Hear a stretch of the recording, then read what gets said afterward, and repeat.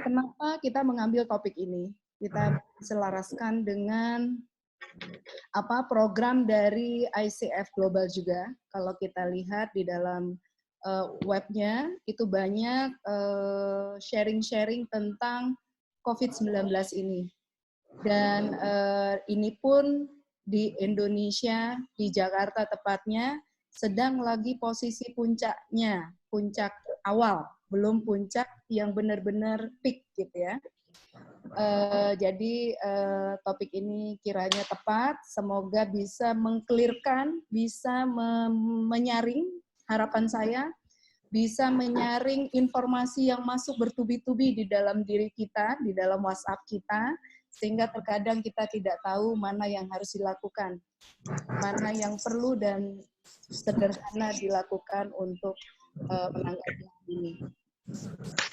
Ini sekilas saya punya kurikulum vitae, jadi mengikuti member di dalam ICF ini sudah sejak 2015. Saya sebenarnya seorang bedah mulut dan memiliki beberapa klinik daerah Jakarta dan sekitarnya sampai Kerawang. Jadi ini juga menjadi tantangan bagi kami sebagai pemilik usaha yang mana penggajian tetap berjalan sementara klinik kita tutup demi untuk keselamatan bersama baik perawat, dokter maupun pasiennya. Saya juga seorang lecturer dalam hipnosis dan NLP di bawah Mind Talks Institute. Sekarang bersama dengan teman-teman para leader berada di dalam kepemimpinan charter selama 2 tahun ini. Mungkin di sini ada yang belum menjadi member dari ICF. Kenapa namanya bukan Indonesia? Sebenarnya namanya ICF Jakarta Charter Chapter, tapi lingkupnya adalah Indonesia. Kita bisa sampai ke pelosok Indonesia manapun untuk mengedukasi. Pernah ikut ICF Global Leader Forum di Warsawa bersama dengan Presiden Gita waktu itu, dan kemarin waktu di Dublin teman-teman nggak ada yang ikut, jadi saya sendiri ke Dublin tahun 2019. Dan ada beberapa buku yang pernah ditulis, ada kisah sukses dengan coaching, dan banyak buku untuk NLP juga.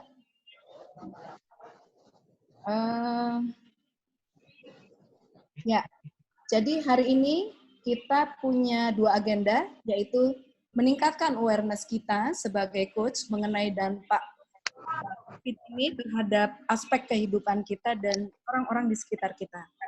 Kemudian yang perlu dicermati sebagai posisi kita sebagai seorang coach dalam memberikan pelayanan coaching itu seperti apa nantinya dalam menghadapi darurat COVID ini.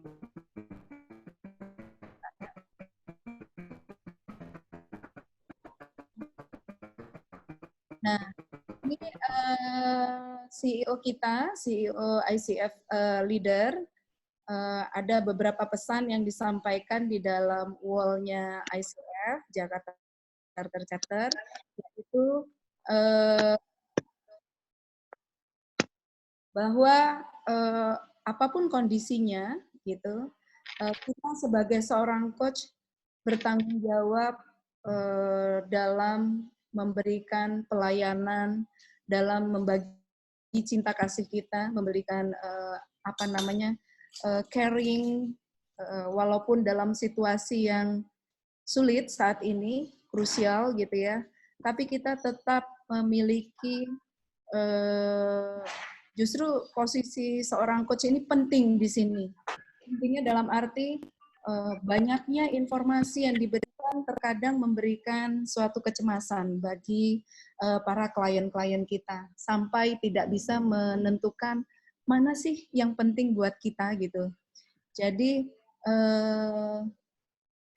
Magda Mook ini mengajak kita untuk bagaimana kita dapat membuat kuat orang di sekitar kita, membuat semuanya memiliki relaksasi dan sebagainya. Dan tentunya untuk kita dapat menciptakan lingkungan yang seperti itu, diharapkan kita mampu untuk menciptakan rasa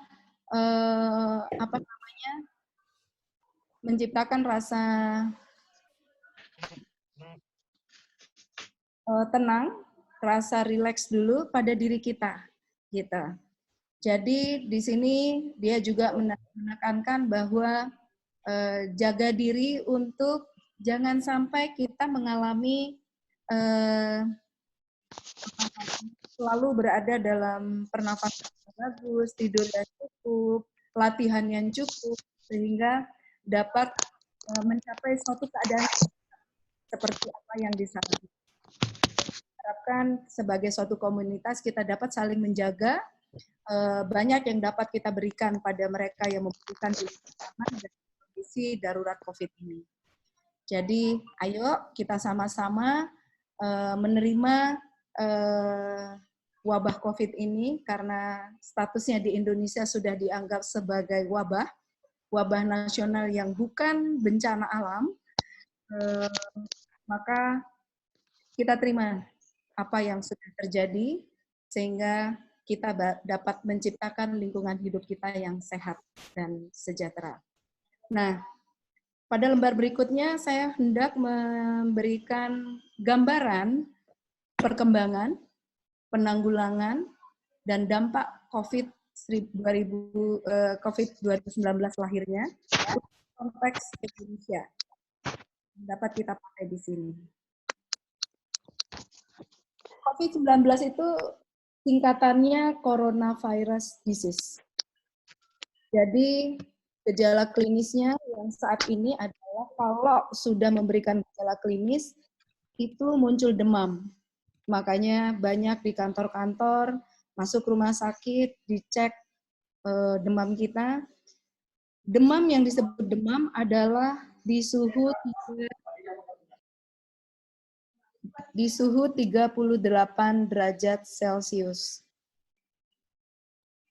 Kemudian ada keluhan, sebentar, tertutup ini. Ada keluhan batuk, pilek. Nah, biasanya ditandai batuknya itu tidak berdahak, tetapi batuk kering, ciri khasnya. Kemudian gangguan pernafasan mulai dari sesak sampai sesak berat. Sakit tenggorokan, bahkan disertai dengan gatal-gatal, dan ada yang dengan letih atau lesu saja. Risiko faktor yang terbesar yaitu terjadi pada orang yang mengadakan perjalanan, kemudian pada orang-orang tua, yang disebut dengan orang tua, kita ambil definisi internasional yaitu di atas 65 tahun, kemudian perokok, dan anak kecil. Anak kecil ini balita. Kalau di atas usia itu, entah kenapa angkanya tidak begitu tinggi, seperti itu. Kemudian COVID ini perkembangannya akhirnya ke sini banyak, kalau kita perhatikan waktu kejadian di Korea, pada saat mereka membuka akses dapat melakukan pemeriksaan secara personal, itu ternyata orang yang tidak berkeluhan banyak positifnya. Jadi dari sana sampai ribuan dinyatakan positif, waktu itu sekitar 14 ribuan gitu ya, itu dinyatakan positif dengan tanpa gejala. Nah, inilah yang berbahaya dalam hidup kita. Nanti akan saya jelaskan bagaimana yang tidak bergejala itu. Baik, di satu sisi saya ingin membuat klarifikasi buat teman-teman tentang sharing nih ya, tentang istilah-istilah umum yang sekarang lagi banyak di lapangan, yaitu orang dalam pemantauan atau ODP itu. Ini untuk orang dengan status ODP ini jelas belum menunjukkan gejala sakit. Tetapi kategori ODP ini masuk pada orang yang sempat bepergian ke negara epicentrum corona. Kalau saat ini sih hampir semua negara sudah corona.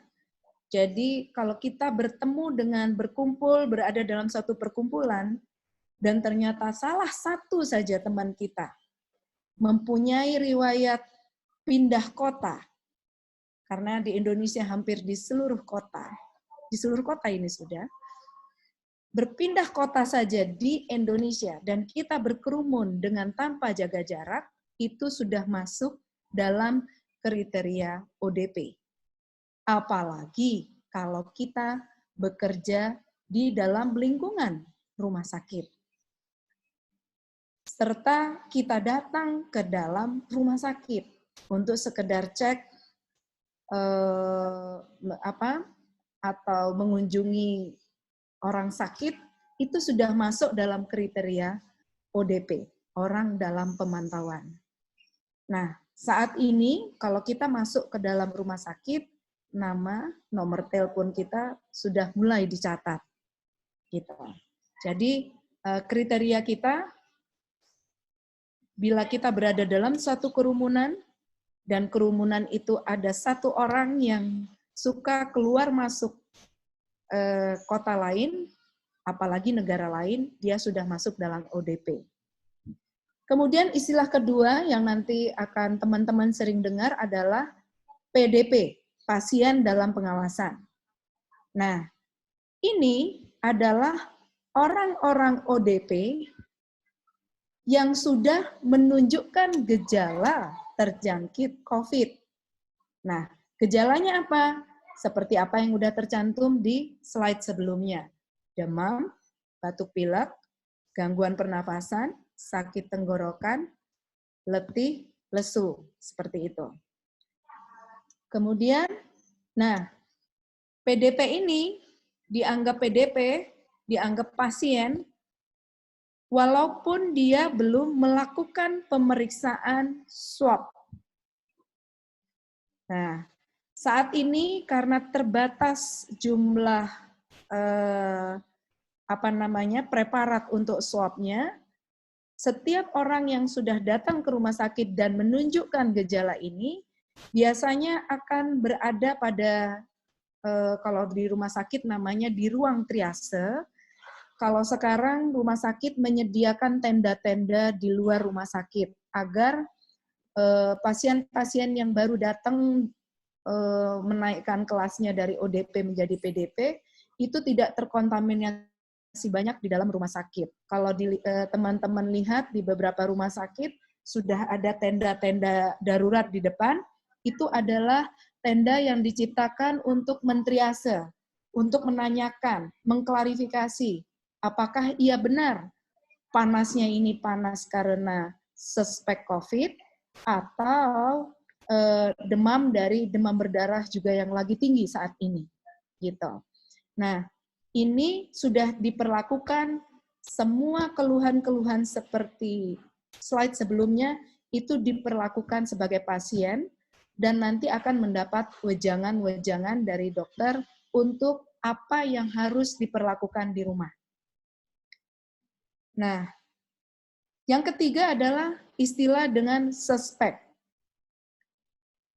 yaitu orang yang sudah menunjukkan gejala terjangkit corona dan juga diduga kuat sudah melakukan kontak dengan pasien positif corona, dan mereka masuk di dalam pemeriksaan pengambilan spesimen.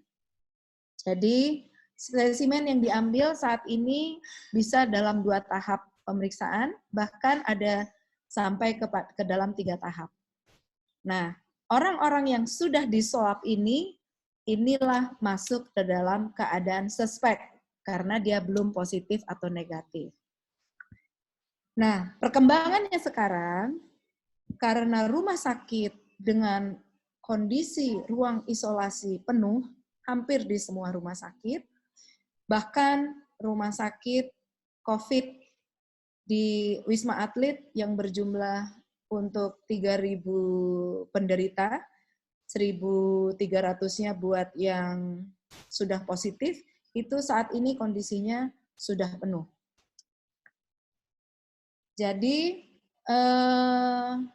pemerintah membuat suatu kebijakan, baik ODP, PDP, suspek, maupun positif COVID, positif yang masih belum berkeluhan berat, yang dikatakan berat adalah sesak nafas yang sampai dia sendiri udah susah mengambil nafas. Nah, itu yang akan masuk di dalam antrian untuk PDP yang dirawat di ruang isolasi.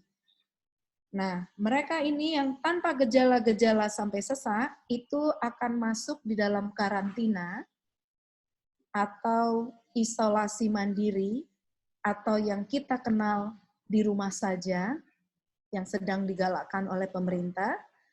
Di sana akan mendapatkan suatu penjelasan bahwa minimal 14 hari di rumah saja dari sejak dia ditentukan positif misalnya. Apa yang harus dilakukan di rumah? Makanan bergizi, tambah minum vitamin E dan vitamin C, tidur cukup, tingkatkan daya tahan tubuh atau imunitas dengan yang simpel saja, tetap bahagia, positive thinking, bijak dalam informasi, tahu kapan berhenti pegang WhatsApp. Kalau kita lihat wali kota Bogor bilang pada saat dia sibuk dengan WhatsApp-nya, nilai-nilai laboratoriumnya kacau. Dan manajemen stresnya tidak baik. Tapi begitu dia melakukan puasa WhatsApp, mulai sejak itu nilai-nilainya pun membaik dan saat ini dia pun sudah pemeriksaan pertama COVID-nya sudah mulai negatif, tapi belum bisa dikeluarkan dari isolasi karena perlu pemeriksaan yang berikutnya. Kemudian berjemur di bawah sinar matahari dengan waktu yang terbaik yaitu jam 10 sampai 11 dengan minimum 15 menit. Apa yang kita cari di situ adalah vitamin D3 yang akan diberikan secara alamiah dari sinar matahari ke seluruh tubuh kita. Dan vitamin D3 ini tidak akan berlebih jumlahnya bila kita dapatkan langsung dari matahari.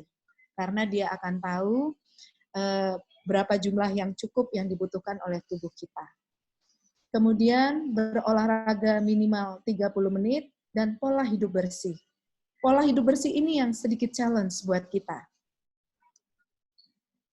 Nah, kalau teman-teman buka di www.covid19.co.id, itu adalah penjelasan resmi dari pemerintah tentang COVID-19.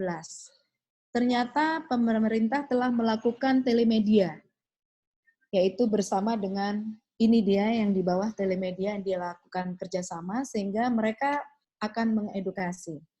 Saya cerita sedikit pengalaman saya. Jadi ceritanya kemarin karena kita keluar masuk rumah sakit, saya sama suami itu mengalami batuk kecil sama demam. Parno dong ya ceritanya gitu. Aduh kita rajin nih ke rumah sakit. Gimana nih? Akhirnya kita melakukan pemeriksaan. Pemeriksaan yang dilakukan adalah pemeriksaan darah karena perlu screening. Ini demam kenapa? Karena takutnya demam berdarah. Jadi screening demam berdarah sama screening yang bisa buat demam itu tifoid. Berdua lah kita periksa. Kemudian memastikan paru-paru kita bersih, kita cek paru. Ternyata paru-paru bersih. Dan hasilnya Mas Amarta yang kena tifoid.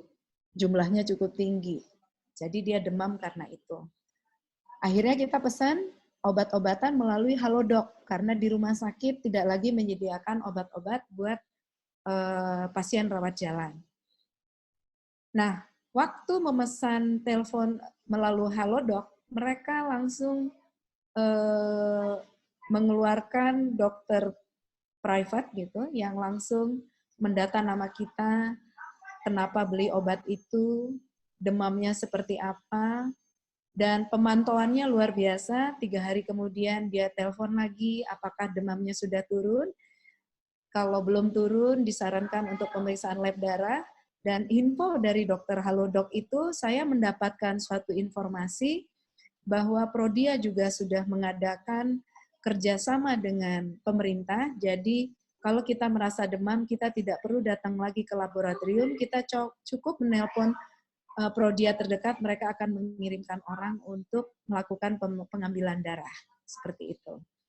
Jadi ini informasi yang luar biasa saya terima. Akhirnya saya jadi membuka web resmi dari pemerintah, dan ini pada hari ini saya sharingkan, banyak saya ambil dari sana untuk kita bisa update mengenai cerita ini. Jadi per hari kemarin, dari situs itu didapat informasi bahwa telah ada 1.046 kasus yang positif COVID di Indonesia. Cukup tinggi, kalau kita lihat lonjakan kasusnya di Indonesia, ini kian menajam. Grafik yang saya pakai sekarang ini adalah tanggal 19. Nah, kalau kita lihat, yang faktor risiko adalah di usia 50 sampai 59 tahun. Kedua baru di usia 30 sampai 39 tahun. Kemudian ini adalah faktor risiko yang saat ini terjadi di Indonesia. Kemudian ini update per hari kemarin jam berapa ini ya?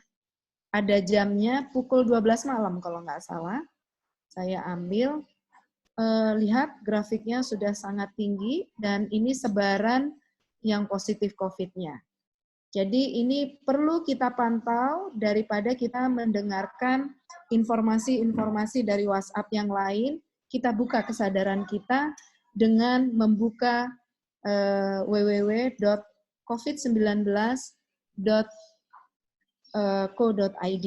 Jadi di sana kita dapat apa yang sudah dicanangkan. Dan ternyata disinilah Menteri Kesehatan pun sudah mengeluarkan protokol isolasi diri sendiri yang kita sebut di rumah saja. Di dalamnya ada 4 lembar halaman. Nanti teman-teman kalau bisa unduh, sempatkan diri membaca, karena walaupun diri kita kelihatan sehat, itu belum tentu negatif COVID.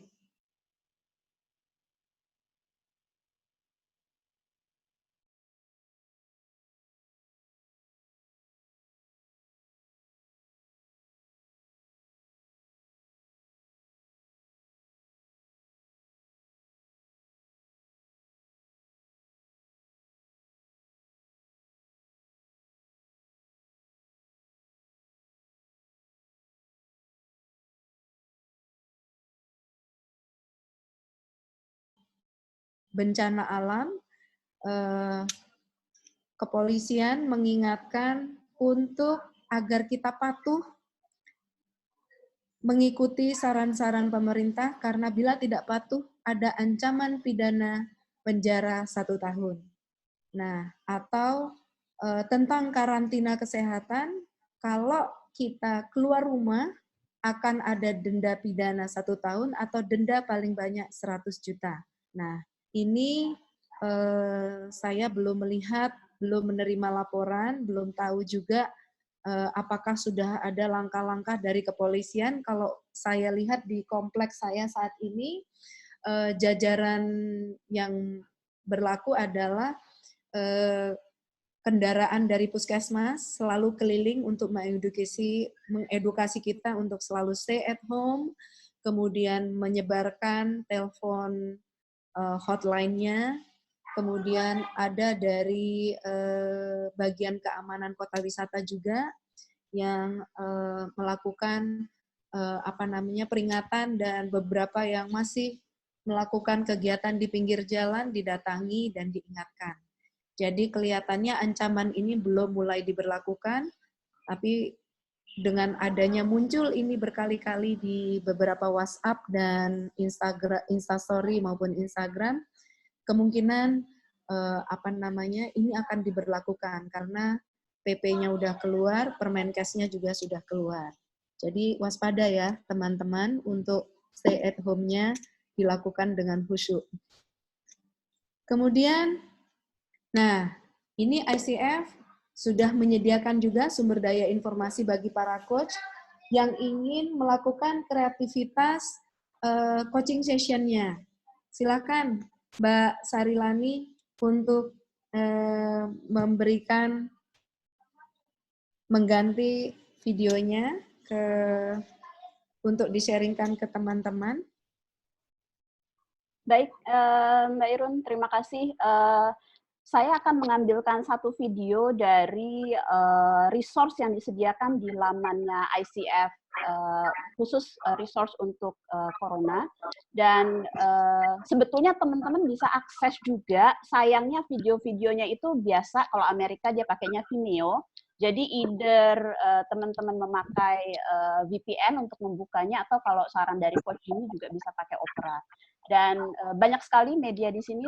Saya akan sajikan satu video yang mudah-mudahan kita bisa lihat bersama. Lalu teman-teman jika ada pertanyaan baik dari paparan Mbak Irun sebelumnya maupun sharing pemikiran atau perasaan ketika melihat video ini, silahkan gunakan chat box-nya.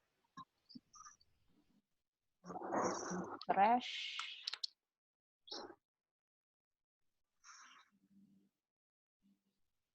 Dan informasi untuk global juga tersedia di sini.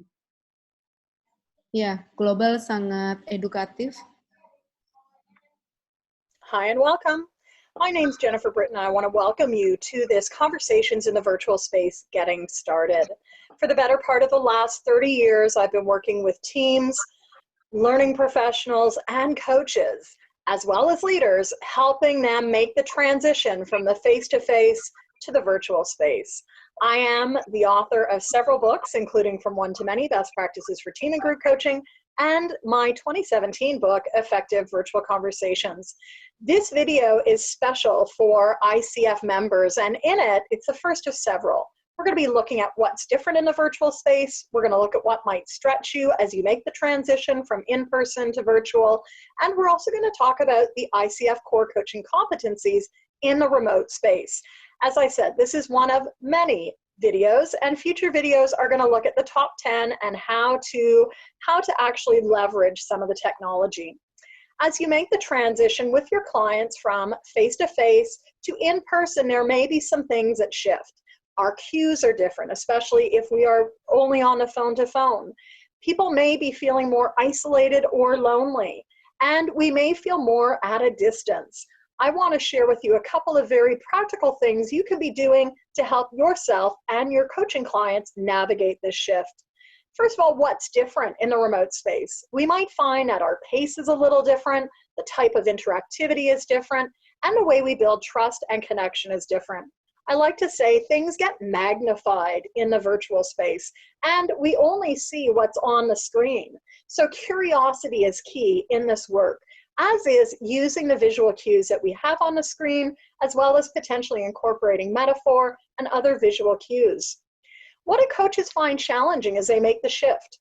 Well, I've spent the better part of 15 years helping coaches move into the online domain, whether they're having live conversations or developing online programming. We really do see a number of things. First of all, it's about getting comfortable with not knowing. It's also remembering that you're there to serve your clients. It's all about them. So we really want to get clear on how do we address and reduce distractions. For some of you, it may be distracting seeing yourself on the screen. So maybe you take your glasses off. For others, it may be a sense of, I just don't know what's happening outside of my visual space. So make that part of the coaching conversation. Again, we're using the key coaching competencies to help create awareness for our clients.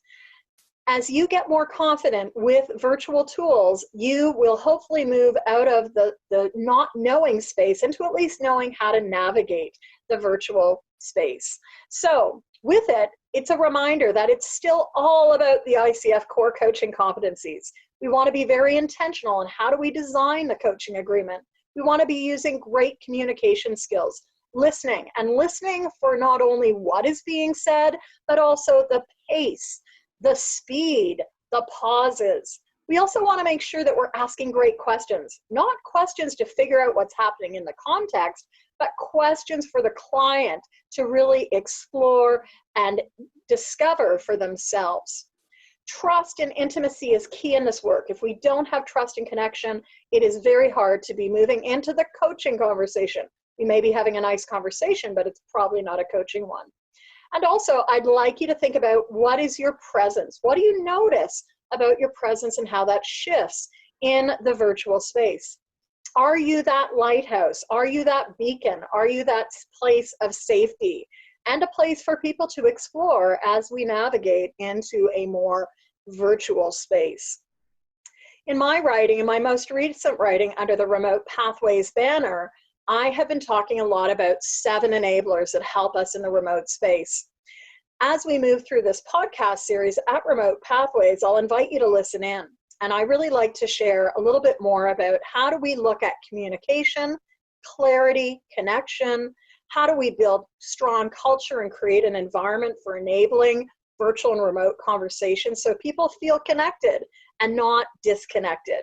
Because community and collaboration are key, as is consistency. As I've said a couple of times already, what people see on the screen gets magnified. So what is it that you want to communicate?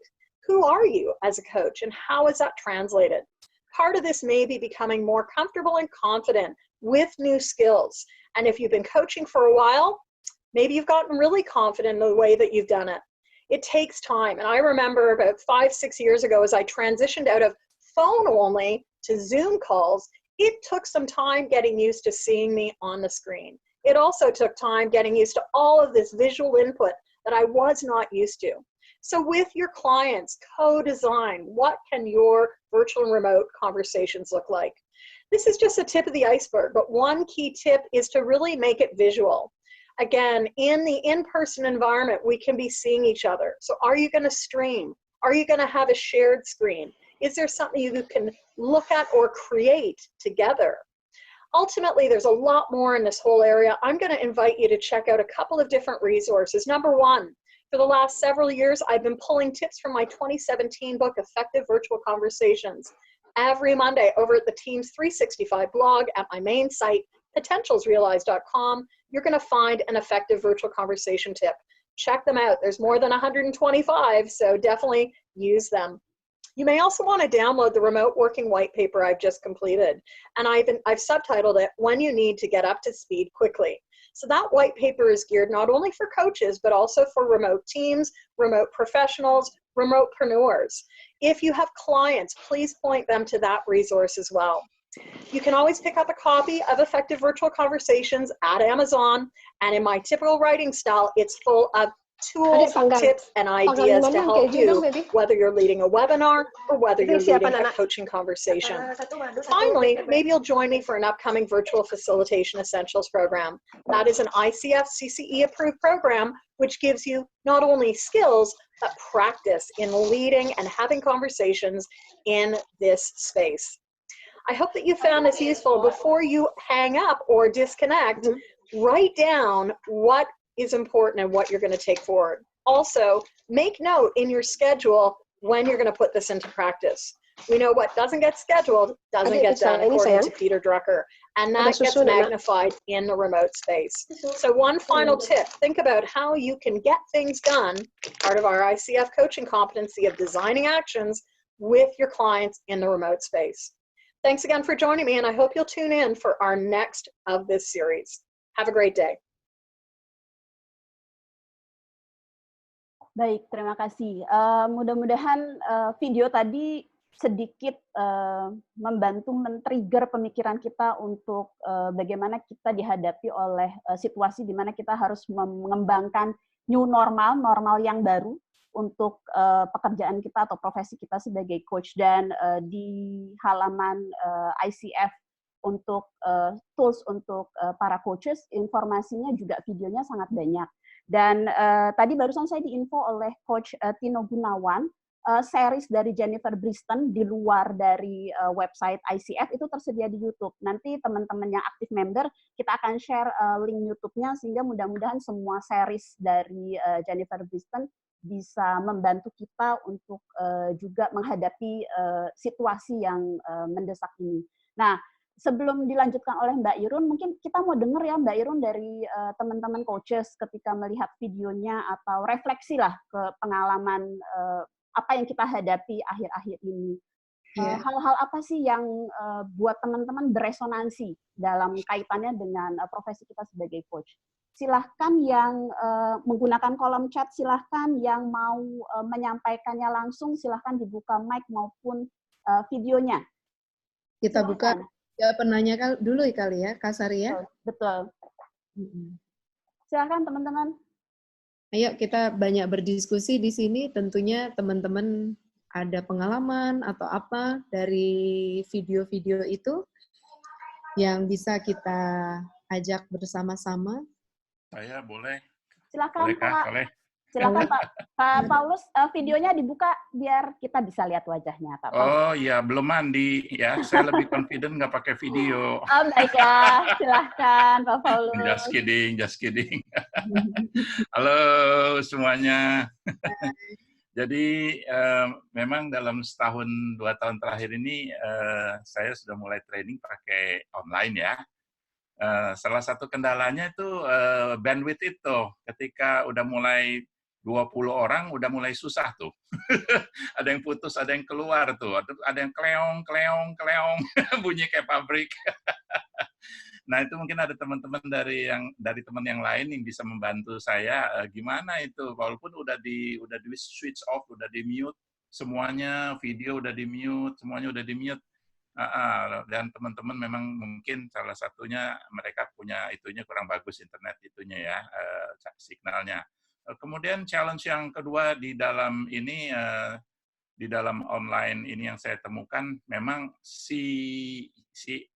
participants itu memang nggak biasa online. Kalau sekarang saya udah biasa banget, udah kayak kemarin saya online beberapa malam itu ngajar dengan audiens yang berbeda-beda itu sayanya udah enak banget dan mereka bilang waduh ini kayak ngeflow aja gitu, enak kayak di kelas dan sebagainya. Jadi yang challenge-nya muncul justru yang dari pihak participants-nya belum biasa dengan Zoom-nya, dengan di mana raise hand-nya, di mana mute-nya, unmute-nya, terus pakai gadgetnya lain-lain yang fiturnya nggak sama. Iya, tapi yang saya boleh celebrate adalah masih bisa lancar dengan online ya, dan masih banyak challenge yang saya mau belajar dari sesi pagi ini. Terima kasih Kak Irun dan Kak Sari. Terima kasih banyak Kak Paulus. Jadi yang saya dengar memang konektivitas, akses ya, karena kita nggak tahu kali kalau di Indonesia banyak tempat yang masih aksesnya terbatas, itu jadi tantangan, jadi teknologi tetap jadi tantangan. Terus yang saya dengar juga dari Kak Paulus, mindset ya, bukan hanya mindset coach, tapi juga mindset coachee terutama gitu. Dan gimana tuh buat teman-teman coach yang lain yang entah punya pengalaman serupa atau tantangan lain, silahkan di-share. Sambil menunggu ada yang membuka video, saya mau sampaikan, Mbak Irun ada pertanyaan dari Kak Marta tentang kewajiban stay at home. Kalau kita jalan pagi atau olahraga dalam kompleks rumah, itu seperti apa situasinya? Oke, jadi stay at home itu ada yang kencang, ada yang enggak. Kalau di komplek ini, di kompleks saya tuh sampai parnonya tuh teman-teman itu setiap hari disemprot pakai desinfektan ini rumah komplek kita.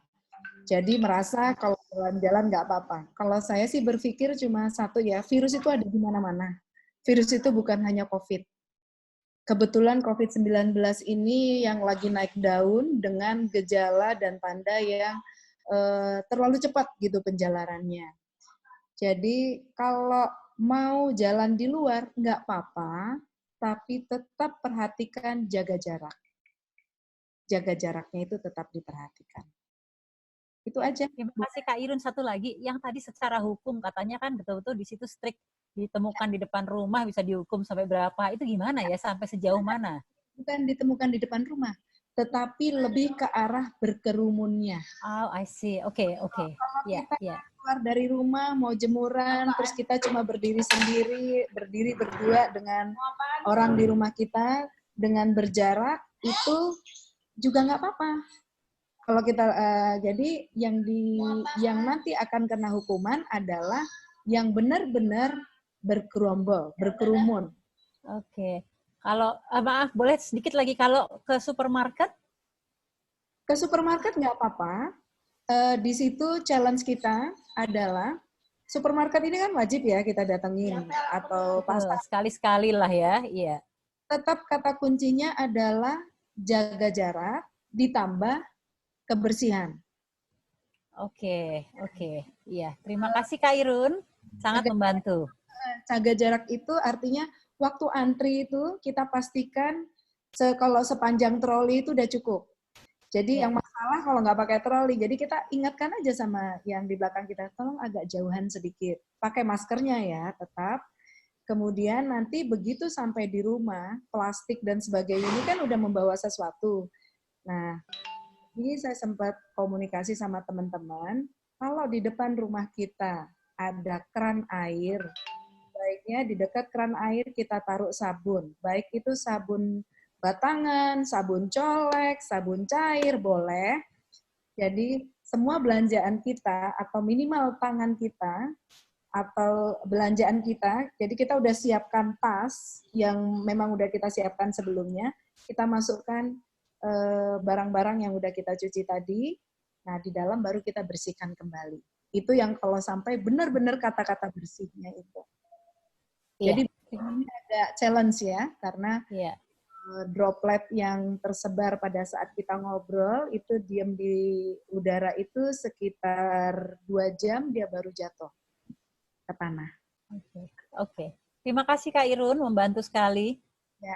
Mbak Irun, ada pertanyaan lanjutan dari Mbak Rosana yang saya pikir relevan.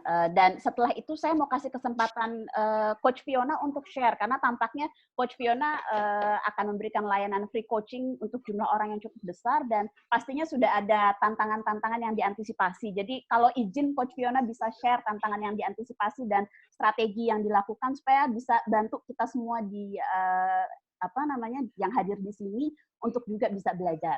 Sebelumnya satu pertanyaan dulu ya, Kak Fiona ya. Jadi pertanyaannya gini Mbak Irun, kalau perlu ke rumah sakit sekarang tuh jadinya mesti gimana? Tadi sih sebenarnya Mbak Irun udah jelasin ya, tapi mungkin bisa singkat Mbak. Ya, kalau karena harus pergi karena ada cek untuk mama saya karena tiap bulan ada harus cek, itu gimana ya? Cek yang untuk gula darah atau apa Mbak? Untuk pengentalan darah, untuk HB dan segala macam gitu. Oke. Situasinya nggak apa-apa. Jadi di rumah sakit justru sekarang beberapa layanan-layanan umum itu tidak ada yang sifatnya terbuka. Tetapi kalau untuk yang rutin, cek rutin untuk itu nggak apa-apa datang. Nanti tetap dibuka kok di rumah sakit. Tapi tetap dalam arti peringatan buat teman-teman yang ke rumah sakit, jaga lagi. Nah, pada saat antri, pastikan 1 meternya. Kadang beberapa rumah sakit sudah memberikan label, tanda distancing-nya. Dan waktu duduk di ruang tunggu juga kasih space. Jaraknya minimal 2 kursi. Kalau pakai kursi yang itu ada jarak 2 kursi gitu. Jadi benar-benar berjarak. Dan ini memungkinkan karena di rumah sakit sekarang nggak seperti yang sebelumnya, benar-benar dipilih kasus-kasus yang emergency case sama yang kasus seperti orang tuanya Kak Rosana. Seperti itu. Datang nggak apa-apa Kak, tapi jangan banyak-banyak orang. Jadi ibu sama kakak aja gitu, jangan banyak orang. Oke, makasih ya. Terima kasih Mbak Irun. Nah, boleh dong Coach Fiona layarnya dibuka, mikrofonnya dibuka, bisa share tantangan-tantangan yang diantisipasi untuk... Selamat pagi. Selamat pagi. Bisa share tantangan yang diantisipasi dan strategi yang sudah direncanakan oleh teman-teman gimana ya Coach Fiona, supaya kita juga bisa belajar. Oh iya, kebetulan hari ini memang kita ada schedule untuk free coaching online dengan yang daftar sekitar 110 dan yang sudah confirm bikin schedule sekitar 90-an. Jadi kita akan berjalan dari jam 2 sampai jam 5 hari ini. Nah, challenge-nya adalah pada saat pendaftaran mereka sudah diinformasikan tentang coaching itu apa dan tujuannya apa. Kebetulan kita ada tema adalah stay cool calm and confident menghadapi situasi sekarang ini. Bagaimana supaya bisa tetap tenang, optimis, dan berpengharapan, gitu ya. Yang juga bisa untuk biar kita tetap imunitasnya tinggi dan bisa lalui dengan tenang. Nah, sekalipun sudah di framing demikian dari awal, sudah kita kirimkan teks pesannya juga untuk pengantar, tetap saja nanti ada yang nanya lagi gitu. Itu nanti ngapain ya? Itu nanti coaching seperti apa ya? Panjang lagi. Jadi cukup apa istilahnya makan waktu ya untuk menerangkan itu pada mereka. Nah, kebetulan kalau kita kemarin bersama teman-teman ICC itu kita berkumpul di satu grup.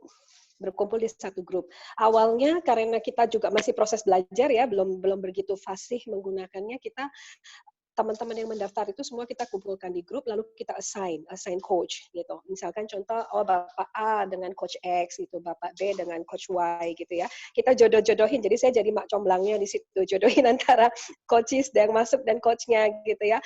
Nah, kemudian kita juga berproses juga, akhirnya kita ganti dengan Google Form, itu lebih praktis ya. Jadi mereka masuk ke linknya mendaftar, lalu nanti coach yang kita assign menghubungi mereka.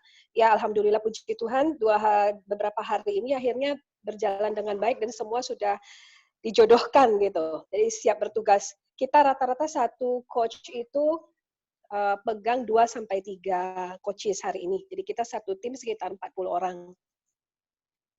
Seperti itu kira-kira gambarannya, Kak Sari. Terima kasih banyak Kak Fiona sudah sharing dan berbagi strategi. Mudah-mudahan bisa membantu teman-teman lain di sini yang juga akan melakukan hal yang sama. Sukses ya Kak Fiona untuk acaranya. Terima kasih. Semoga semua berjalan dengan lancar.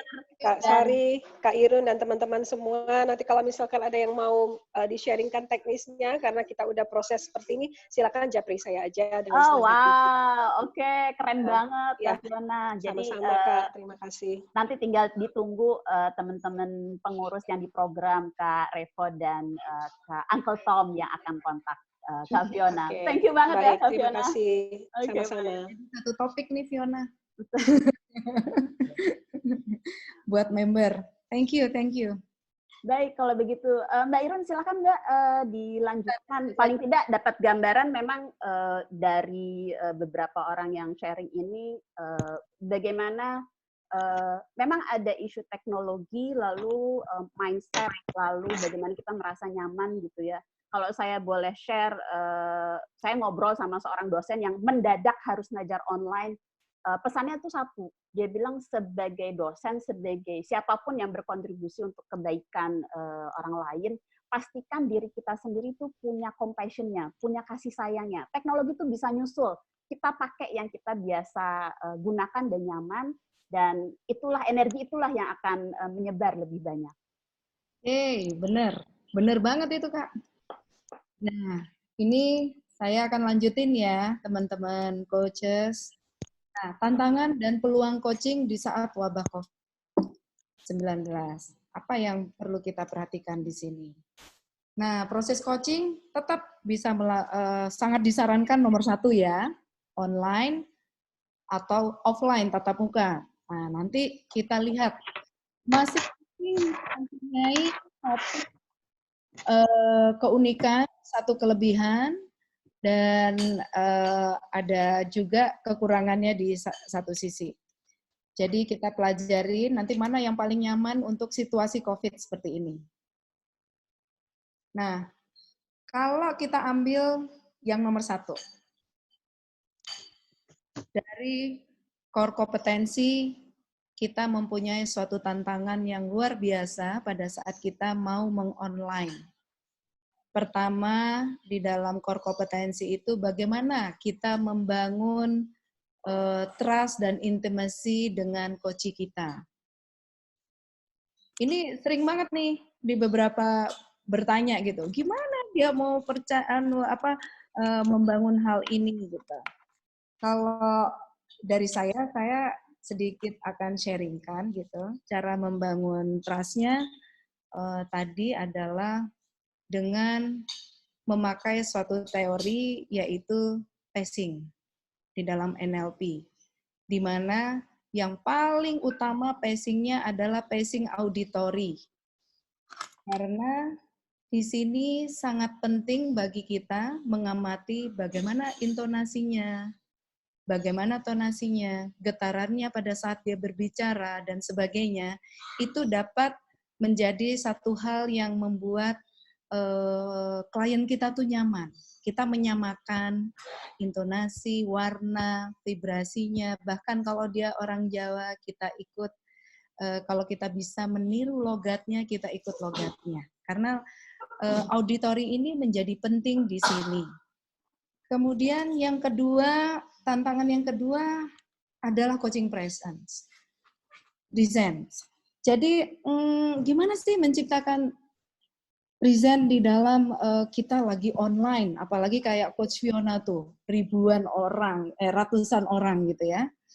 Saya sharing sedikit, ada di salah satu, saya baru ikut coaching di salah satu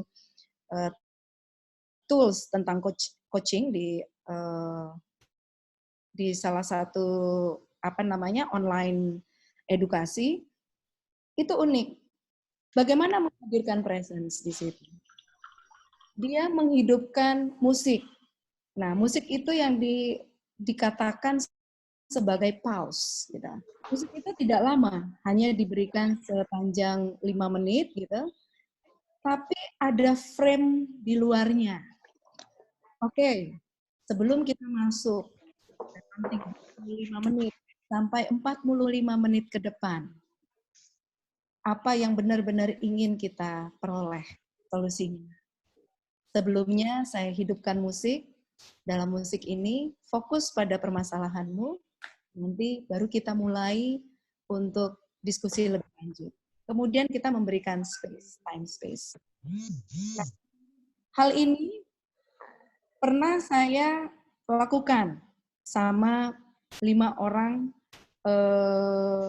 perawat atau teman sejawat yang dinyatakan positif COVID dan mengalami kecemasan. Ternyata tidak semua suka dengan musik. Jadi dia cukup dikasih waktu 3 menit untuk berpikir, apa sih yang mau kita selesaikan? Ternyata waktu jeda itu mampu membuat kedua pihak, coach dan coachee, menjadi hadir untuk di dalam online-nya, hadir dalam arti presence-nya. Nah, tantangan yang ketiga yaitu active listening-nya.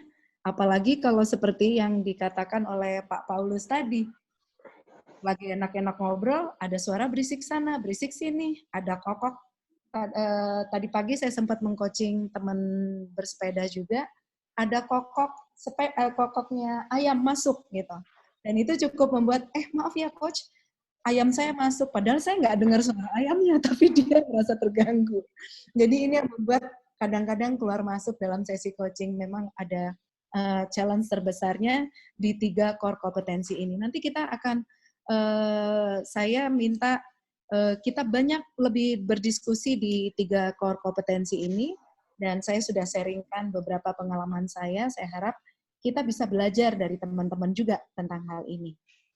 Nah, apalagi yang diperlukan oleh seorang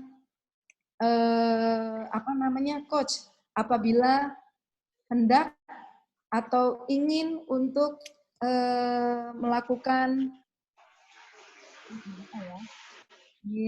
coachnya teknologi digital. Oh, ini settingnya ini ya berarti. Yang perlu diperhatikan adalah, nah, kayaknya setting di ininya nih. Setting di, sebentar, kita terdistraksi sebentar. Saya akan pakai, mungkin tidak usah pakai.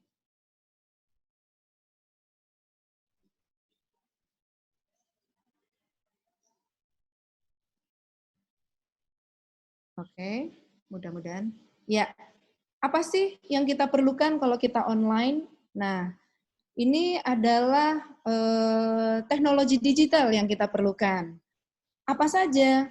Nah, ada beberapa hal yang perlu kita perhatikan dalam membuat sesi coaching melalui online.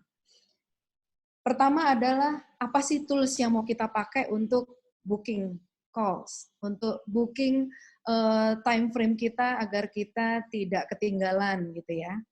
Ada beberapa aplikasi di sini mungkin bisa dijadikan teman-teman untuk belajar, yaitu ada Acuity Scheduling, ada You Can Book Me, ada Calendly. Bahkan beberapa sudah memakai program-program ini.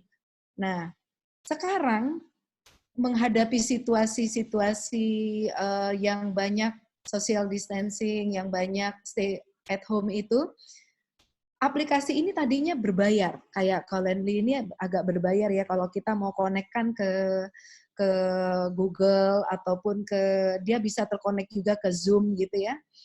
Sehingga semua program-program coaching kita bisa lebih terorganisir gitu. Sekarang mereka buka for free, jadi nggak ada salahnya teman-teman belajar kembali, cari tahu tools mana. Nah ini mumpung kita lagi kumpul nih para coaches, pasti para coach di sini saya yakin sudah ada yang memakai di sini. Nah ini akan menjadi agenda kita nanti di next Zoom meeting. Kemudian apalagi tools yang diperlukan? Nah, tools for virtual session and meeting seperti sekarang. Bisa pakai Zoom, bisa pakai Skype, bisa pakai GoToMeeting. Beberapa ini ada keuntungan dan kerugiannya. Kalau yang saya tahu di GoToMeeting itu, ini sangat enak sekali kalau kita pakai dalam grup coaching atau tim coaching, seperti itu. Nah, sementara tools for communication-nya gimana? Nah, kita udah dengar tadi ya, sharing dari Kak Fiona yang memakai WhatsApp, kemudian kalau kita memakai email, ternyata di email udah dikirimkan beberapa minggu sebelumnya, kadang-kadang nggak kebuka juga. Gitu ya. Inilah yang perlu saling disiplin antara coach maupun coaching-nya untuk agar kita bisa berkomunikasi dengan baik. Dan ada satu program yang saya pelajari kemarin itu adalah Slack. Slack ini enak, recommended karena dia langsung membuat komunikasi dengan baik terkoneksi dengan Zoom, bisa terkomunikasi dengan berbagai macam tools for booking class, bahkan sampai terkoneksi ke PayPal. Kalau kita inginkan online session itu berbayar. Bahkan bisa kita atur kalau coaching sessionnya per menitnya berapa, argonya, nanti PayPal-nya sudah berjalan dengan sendirinya, seperti itu. Ini cukup menarik, menurut saya teknologi digital ini perlu segera diagendakan. Nah, nanti kita diskusikan untuk sekedar mencari tahu, sharing pengalaman dari para coach yang hadir di kelas online hari ini. Kemudian Mbak Irun, mau mungkin kita pause dulu nih karena bicara core kompetensi, bicara teknologi yang kita mau nggak mau memang harus segera bisa familiar dan nyaman gitu ya Mbak Irun ya. Minta izin ya Mbak Irun. Boleh, langsung aja ya. Baik, ya karena kalau saya lihat yang hadir ini ada guru-guru saya juga di sini dan ada teman-teman yang saya tahu sudah sangat terbiasa menjalankan coaching online dan bahkan untuk teman-teman yang baru membiasakan diri untuk coaching online, saya yakin pasti teman-teman punya tips-tips praktis yang membantu baik dari sisi memastikan core kompetensi ICF-nya tetap terdemonstrasi ataupun dalam penggunaan teknologi digital. Kalau saya izin boleh mulai gitu ya, saya mau share soal Calendly karena kebetulan Calendly itu saya pakai justru awal tahun untuk booking coaching schedule dan terintegrasi langsung ke Google Calendar tanpa saya harus menginput sendiri gitu ya. Jadi saya mendapatkan kemudahan, lalu teman-teman coach saya juga langsung bisa milih tanpa harus bolak-balik nanya, bisa nggak tanggal segini gitu ya. Dan sekarang tadi yang disampaikan Mbak Irun dengan para startup ini juga akhirnya membuka fitur-fitur yang tadinya berbayar sekarang bisa diakses dengan layanan yang gratis dan Calendly ini juga terintegrasi dengan PayPal. Nah boleh dong teman-teman kakak-kakak guru-guru yang hadir di sini bisa share untuk kompetensi-kompetensi ICF yang perlu kita lebih kuatkan lagi di situasi seperti ini. Silakan, ruang dan tempatnya, video silakan dinyalakan.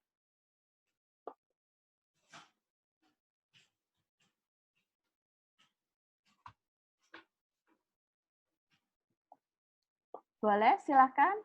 Siapa yang ingin berbagi? Ya, banyak guru nih.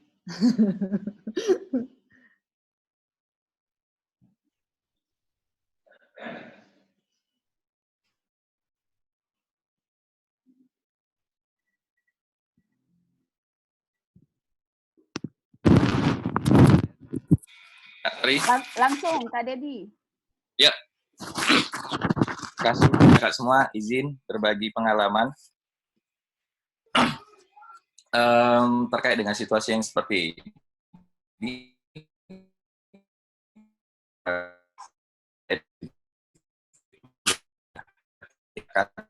Kalau sering gunakan Zoom dan ketika saya menggunakan itu saya matikan yang namanya video saya.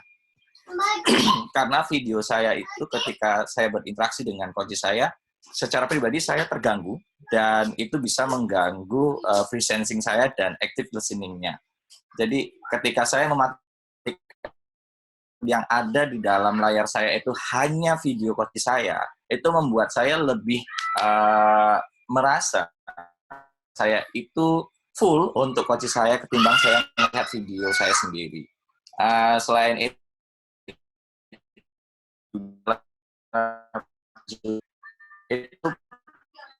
ada lag antara suara coach dengannya itu sendiri. Situasi biasa sering minta dia untuk ulangi karena memang namanya juga dengan konteks digital yang kadang kita itu untuk mendengarkan yang benar-benar pure tentang coach saya itu seperti apa, ini nggak bisa. Namun sebagai starting awal biasanya saya juga mengajak coach saya untuk sama-sama pause-nya itu nggak lama.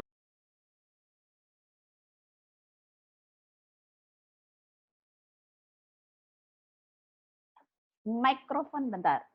Nah, putus. Nah, ini contoh salah satunya. Contoh salah satunya dari kondisi coaching secara dengan menggunakan teknologi. Tiba-tiba koneksinya itu putus nyambung gitu kan. Nah, ini untuk kembali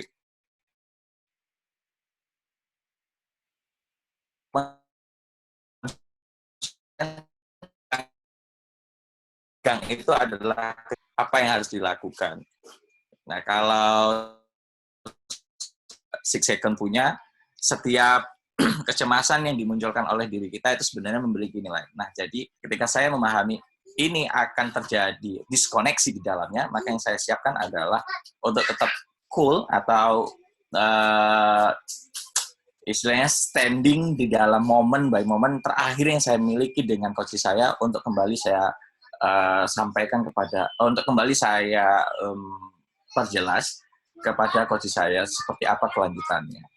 Seperti itu sih, Kak. Jadi yang pertama saya menghilangkan saya punya video secara pribadi. Yang kedua saya untuk tetap stay di dalam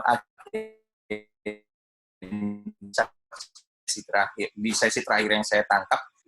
Dan yang tapi saya tahu untuk mengantikan. Terima kasih Kak Sari. Terima kasih banyak Kak Dedi. Agak terputus-putus tapi saya coba summary. Jadi yang disampaikan oleh Kak Dedi tadi adalah terutama terkait kompetensi presence gitu kalau yang saya tangkap, bahwa yang pertama mindset Kak Dedi sebagai coach adalah hadir penuh untuk coachingnya dan kemudian memastikan bahwa state of mind, state of presence itu selalu berada di dalam percakapan coachingnya sehingga ketika ada tantangan teknologi atau tantangan akses konektivitas dan terputus, itu kemudian menyambung kembali di titik terputus itu seolah-olah seperti tidak ada yang terputus gitu. Dan kemudian tadi yang disampaikan oleh Kak Dedi sebetulnya mirip juga yang tadi kita dengar di video dari ICF, bahwa temukan hal-hal apa yang nyaman dari coach dengan kesepakatan coaching tentunya, untuk membangun trust maupun untuk menghadirkan diri kita sebagai coach dengan sepenuhnya. Jadi kalau Kak Dedi tadi ternyata nggak nyaman kalau lihat video diri sendiri di layar dan malah mendistract gitu ya, akhirnya kemudian tidak melakukan, tidak menyalakan videonya. Tentunya lagi-lagi kita perlu diskusikan. Kalau saya boleh belajar dari Kak Fiona tadi, komunikasi itu nggak boleh berhenti. Baik, boleh dong teman-teman yang lain, teman-teman guru-guru coaching di sini bisa berbagi untuk kita semua. Silahkan dinyalakan videonya dan dibuka mikrofonnya.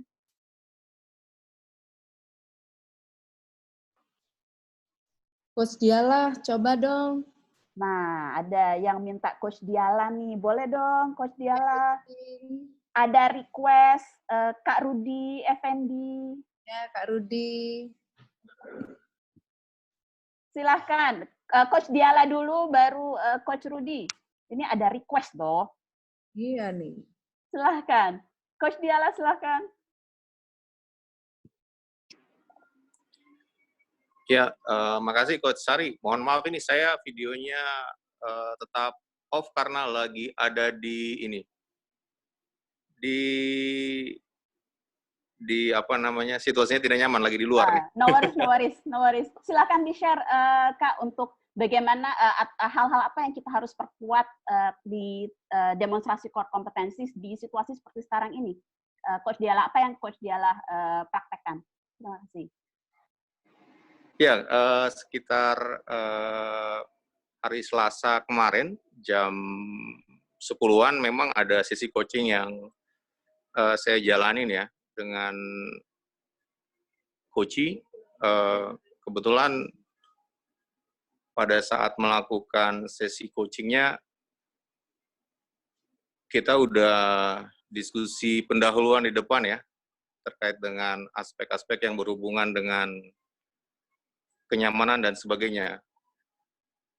Yang tidak terduga itu adalah ketika pada saat kita melakukan sesi coaching ada interupsi yang muncul, misalnya hilangnya suara, terus jaringan yang kurang stabil di sisi coachee atau di sisi coachnya seperti itu ya. Lalu interupsi berikutnya itu yang berhubungan dengan calling-calling yang didapatkan oleh si coachee-nya ya untuk merespons panggilan yang walaupun kita sudah bilang bahwa coachee ini sesi coaching ini coach full dedicated untuk coachee-nya, hanya yang saya rasakan ya itu tadi menghandle coaching presence di tengah interupsi yang ada gitu. Terus di beberapa kesempatan yang lalu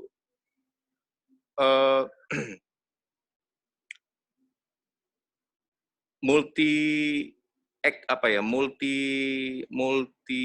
situasi.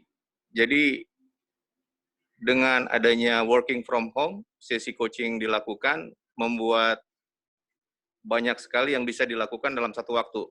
Ketika kita sudah fokus dalam sesi coaching, ternyata ada godaan dari coaching misalnya untuk melakukan activity dalam satu waktu dengan berbagai macam aktivitas. Artinya dia punya 2-3 gadget, dia melakukan Zoom meeting juga. Jadi coachingnya berjalan dengan konsentrasi yang menuntut presence dari coach dan juga coachee. Untuk menginterupsi itu memang kita sudah sampaikan hanya mungkin dari sisi urgensi dan importance dari si coachee-nya itu yang mungkin kita perlu respect juga ya. Jadi penyesuaian dari sisi coaching presence sih kalau dari saya. Itu aja mungkin dari saya Kak Sari. Kak Diala, thank you. Kalau boleh singkat, Kak Diala pakai cara apa sih untuk bisa tetap presence dengan penggunaan teknologi, terutama tadi interupsi, coaching multitasking gitu ya? Yang dilakukan otomatis ini, bagaimana membuat suasananya nyantai, terus fleksibel dengan situasi yang dihadapi coach saat itu. Jadi lebih ke arah nyantai tapi fokus dengan apa yang dia sampaikan dan tetap fokus memberikan pertanyaan-pertanyaan yang relevan dengan konteks yang saat itu ada gitu. Walaupun kita udah meminta dengan halus untuk ada baiknya untuk meningkatkan kualitas dari sesi coaching ini untuk fokus, hanya tadi ya, ada hal-hal yang mungkin penting bagi si coach untuk melakukan itu sehingga kita harus fleksibel sih penyesuaian terhadap situasi itu. Begitu Kak Sari. Thank you Kak Diala. Jadi kalau saya boleh tangkap kata kuncinya Kak Diala itu sebagai coach kita fokus, kemudian fleksibel, di sisi lain acknowledging situasi yang dihadapi coach, sembari tetap mengingatkan coach bahwa ini sesi yang dedicated dan penting untuk kemudian coach juga hadir secara penuh gitu ya. Terima kasih Kak Diala. Dan ini ada request untuk Kak Rudy Effendi bisa share, lalu Kak Ina Rizky, lalu setelah itu Kak Swiss yang akan share tentang bagaimana menciptakan kenyamanan. Boleh dong Coach Rudy Effendi, layarnya dibuka, mic-nya dibuka untuk berbagi kepada kita semua. Oke, selamat pagi Mbak Sari, selamat pagi Mbak Irun, selamat pagi teman-teman semua. Oke, karena diminta, sebenarnya saya lagi, suaranya lagi serak-serak juga. Oke, karena diminta Bro Jimmy ya dan teman Mbak Sari tadi mungkin saya sharing. Kalau untuk visual coaching memang sering sekali saya lakukan, kami lakukan. Kemarin juga ada project cukup besar ya dari salah satu FMCG, perusahaan FMCG, di mana kita harus lakukan coaching visual ke semua GM, dan kebetulan GM itu lagi banyak di daerah. Jadi mungkin yang pertama saya bisa sharing kalau untuk visual coaching adalah yang pertama saya selalu melakukan coaching agreement dengan coachee ya. Jadi apa sih yang boleh, apa yang tidak boleh, dan apa yang dia expect, apa yang kita expect. Dan sebelum itu saya udah pre-amplify kepada si klien bahwa I need a meeting room ya untuk coaching. Jadi dia itu harus prepare meeting room. Jadi kita tidak bisa melakukan coaching di restoran atau Starbucks ya. Dan saya juga pakai Calendly, Mbak Sari, very useful. Karena kliennya kemarin cukup banyak, jadi daripada back and forth, jadi kita pakai Calendly untuk dia tahu schedule saya juga bisa untuk reply ke dia lebih cepat ya, kalau ada apa-apa, dan bisa juga untuk rescheduling, cancellation kan kalau di Calendly. Nah, kemudian yang mungkin saya pikir kita harus pasti bahwa si coachee itu tidak merasa terpaksa dalam hadir dalam sesi coaching ya. Jadi kalau memang dia tidak present, dia tidak ready, dia pada saat itu so many agenda, mungkin kita lebih baik postpone that schedule dan kita rescheduling. Ada satu teknik yang biasanya saya lakukan, kalau misalnya si klien itu lagi hectic banget, baru come up dari meeting, lagi pusing banget pikiran, saya ngomong clearing ya. Jadi clearing out the questions like seperti what do you want to say before we start the coaching session misalnya. Apa sih yang kamu ingin clear out dulu even sebelum kita mulai ya. Di luar yang coaching agreement global tadi yang kita udah bikin. Dan saya juga pernah punya pengalaman sekali di mana benar tadi kata teman-teman bahwa sometimes bandwidth communication kita di Indonesia kan jaringan belum terlalu bagus seperti di luar ya. Jadi sometimes itu bisa keputus segala macam. So I don't force it bahwa harus pakai Zoom juga, harus pakai video call juga. So we stop that. Kemudian karena udah putus-putus very distracting ya di conversation coaching itu, kita akhirnya switch ke phone. Ya. Atau misalnya the worst case sama sekali nggak bisa, karena kebetulan waktu itu saya juga klien itu sampai di pedalaman, ada yang sampai di Papua, sampai di NTT. Jadi mereka itu agak susah, sehingga akhirnya kita postpone the schedule and kita rescheduling the whole coaching session. Untuk mungkin present sama active listening, meskipun saya lakukan secara not in person, tapi saya tetap perhatikan, yang pertama, mungkin saya tetap minta mereka on the video. The video itu harus nyala, karena saya harus lihat mimik dan gestur dia, dan mendengar apa yang tidak terdengar, kan ya, active listening itu. Jadi saya juga melihat mimik waktu dia mengucapkan kata-kata itu, sehingga saya request mereka harus on the video setiap kali visual coaching. Mungkin itu aja Mbak Sari dari saya. Thank you so much, Coach Rudy. Ini yang saya dengar dari Coach Rudy, terima kasih banyak. Jadi untuk kita Coach sebenarnya mengingatkan bahwa mari letakkan compassion kita, empathy kita, core kompetensi kita lebih dulu daripada teknologi gitu ya, sehingga kita tidak terdistract, tidak overwhelmed by teknologi, tetapi kita tetap mengedepankan bagaimana hubungan coachingnya gitu ya, Coach Rudy. Dan terima kasih untuk sharing tipsnya untuk clearing dengan satu pertanyaan. Mudah-mudahan teman-teman yang hadir di sini juga bisa mendapatkan manfaat dari sharing Kak Rudy. Terima kasih banyak, Kak Rudy. Thank you. Welcome. Thank you, thank you. Kak Ina, boleh dong next, ini request-nya dari Kak Ina untuk bisa sharing bagaimana tetap kita sebagai coach mendemonstrasikan core kompetensi dalam situasi seperti sekarang. Silakan Kak Ina, video atau mic-nya bisa dinyalakan. Kak Ina Amalia. Iya, panggilan ya. Silahkan. Ya, ya. Ini tapi nggak pakai lipstick ya, mohon izin ya, karena edisi rumahan. Siap Kak Ina. Tetap cantik, cetar. Tetap cantik. Jadi kalau dari saya, memang kalau untuk sesi coaching itu sendiri kan sebenarnya bisa dilakukan via virtual maupun face to face ya. Nah, memang tantangannya di face to face salah satunya seperti di tempat saya sekarang ini tetangga lagi renovasi, jadi suaranya agak ada latar belakangnya, jadi agak mengganggu. Jadi perhatikan sebenarnya sisi-sisi yang membuat situasinya kondusif. Jadi contohnya kalau situasi kondusif itu kita menjaga di tempat sebuah ruangan yang tenang dan juga memastikan coaching-nya juga siap pada situasi yang sama. Jadi sama-sama kondusif kedua belah pihaknya. Lalu setelah itu salah satunya yang menantang juga adalah yang tadi saya setuju adalah coaching presence-nya.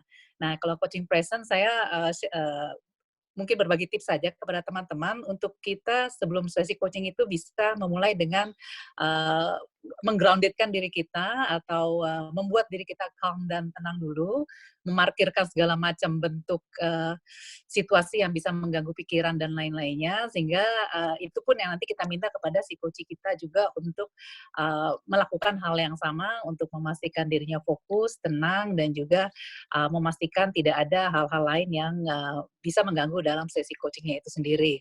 Dan kadang-kadang memang dalam keadaan terpaksa kita nggak bisa pakai video, jadi mau nggak mau presence dan listening yang dalam itu ketika kita dengarkan lewat audio, kita memperhatikan intonasi, nada suara, dan juga tekanan-tekanan di dalam sebuah interaksi di sana. Jadi itu tips-tips dari saya, dan rasanya lama-lama insya Allah terbiasa kalau teman-teman membiasakan diri, dan coaching-nya umumnya saat-saat pertama belum tentu terbiasa, namun setelah beberapa kali umumnya coachnya juga sudah terbiasa nantinya di sana.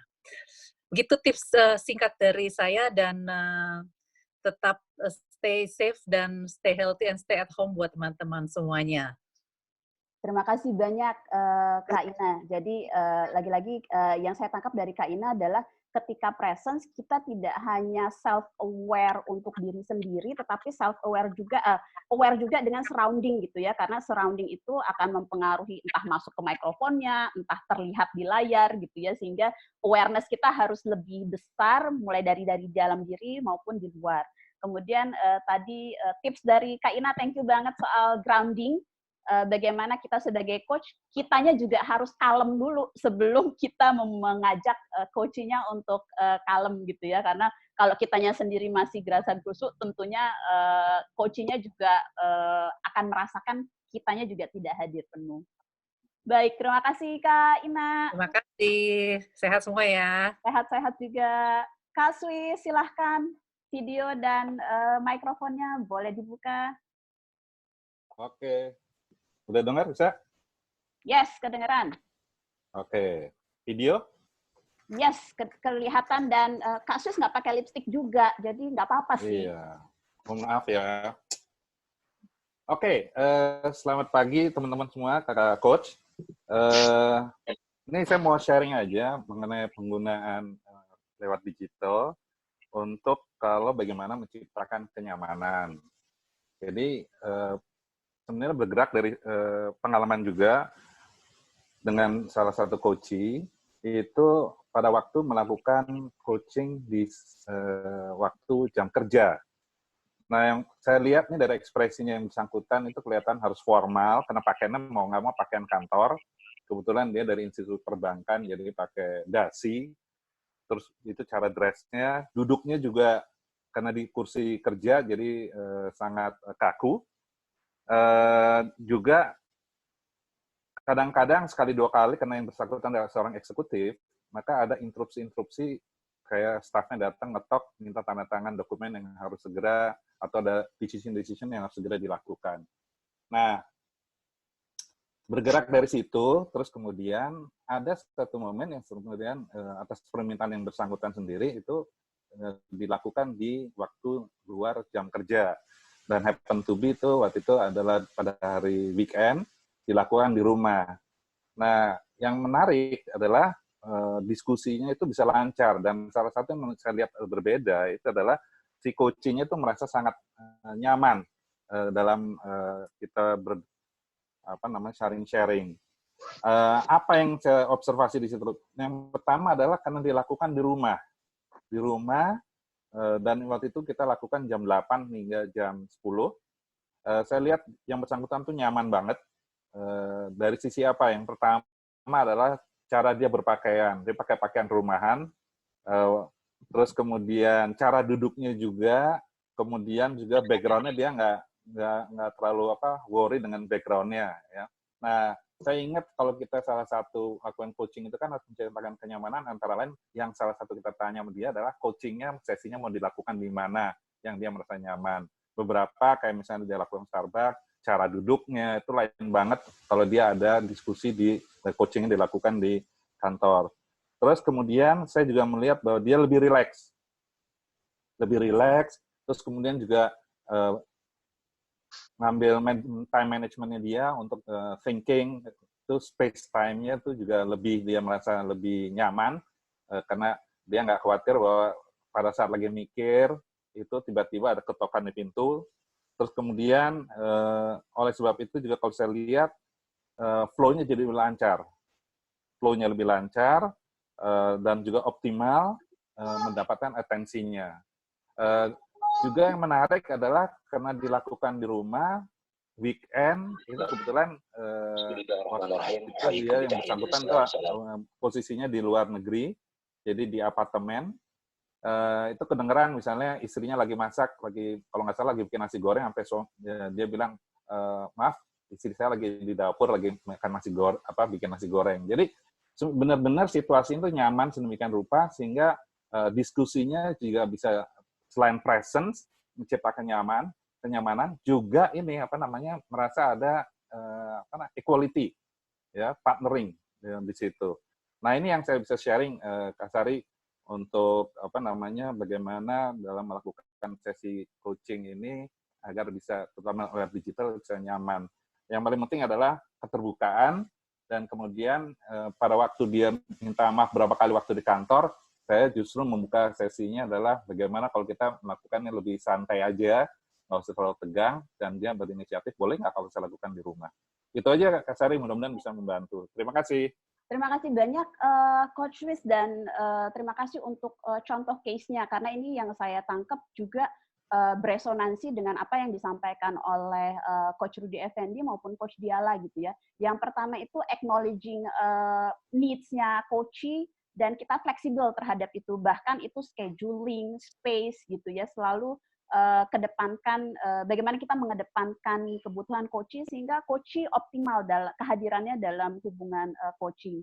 Lalu tadi yang saya tangkap juga dari Coach Swiss dan saya tangkap juga dari Kak Rudy tadi adalah soal space fisik, dan space ini bukan hanya lokasinya tetapi juga timing, kemudian bagaimana kalau Coach Swiss tadi spesifik banget, bahkan untuk bisa lihat orang rileks atau enggak, kita lihat appearance-nya gitu, kita lihat pilihan baju yang dipakai gitu ya. Terima kasih banyak Coach Swiss untuk sharing-nya. Oke, sama-sama. Stay healthy semuanya. Stay healthy juga Coach Swiss. Dan terakhir ini ada request, Bro Jimmy nih yang request. Bunda Verlita, Coach Verlita boleh share, terutama kalau dikaitkan dengan mental health, dan seperti yang kita alami sekarang kan, kadang-kadang virus, bukan kadang-kadang, ini yang kalau saya personally lihat, fear, kecemasan itu malah jauh lebih besar ketimbang virus itu sendiri gitu. Sementara kita semua tahu bahwa positive thinking, being hopeful, itu mempengaruhi, membuat kita sebetulnya akan punya fisik yang juga kuat gitu menghadapinya. Coach Verly boleh dong share terkait hal ini, dan kalau dikaitkan dengan core competencies coaching seperti apa dalam pengalamannya Coach Verly. Silahkan Coach Verly. Oke, terima kasih. Kak Sari nggak pakai video dulu ya, habis berjemur. Siap. Ya, jadi kalau khususnya sih di masa-masa sekarang ya, kalau saya sih lebih banyak mengakses feeling. Jadi kepada coachee, zaman-zaman seperti ini penuh kecemasan, mungkin baca berita sedikit kemudian jadi cemas. Nah, kita perlu mengajak coachee untuk lebih sering mengakses feeling-nya. Jadi bukan cuma pemikiran atau juga opini atau juga ke depannya mau seperti apa, tetapi apa yang dia rasakan. Karena ini penting sekali, nggak semua orang itu terbiasa mengungkapkan apa yang dia rasakan. Bahkan memformulasikan emotion itu sometimes tidak semua orang terbiasa. Jadi ketika ditanya apa yang dirasakan, dia jawabnya, saya harus melakukan ABC. Nah, itu kan berarti apa yang dia harus lakukan. Tapi what exactly? Apa sebenarnya? Dia belajar memformulasikan itu. Sehingga ketika orang sudah mengenali perasaan-perasaannya, dia akan lebih mudah sebenarnya untuk mengolah itu. Kalau dia sendiri nggak clear dengan perasaannya, nah ini agak challenging untuk mengolah apa yang mau diolah.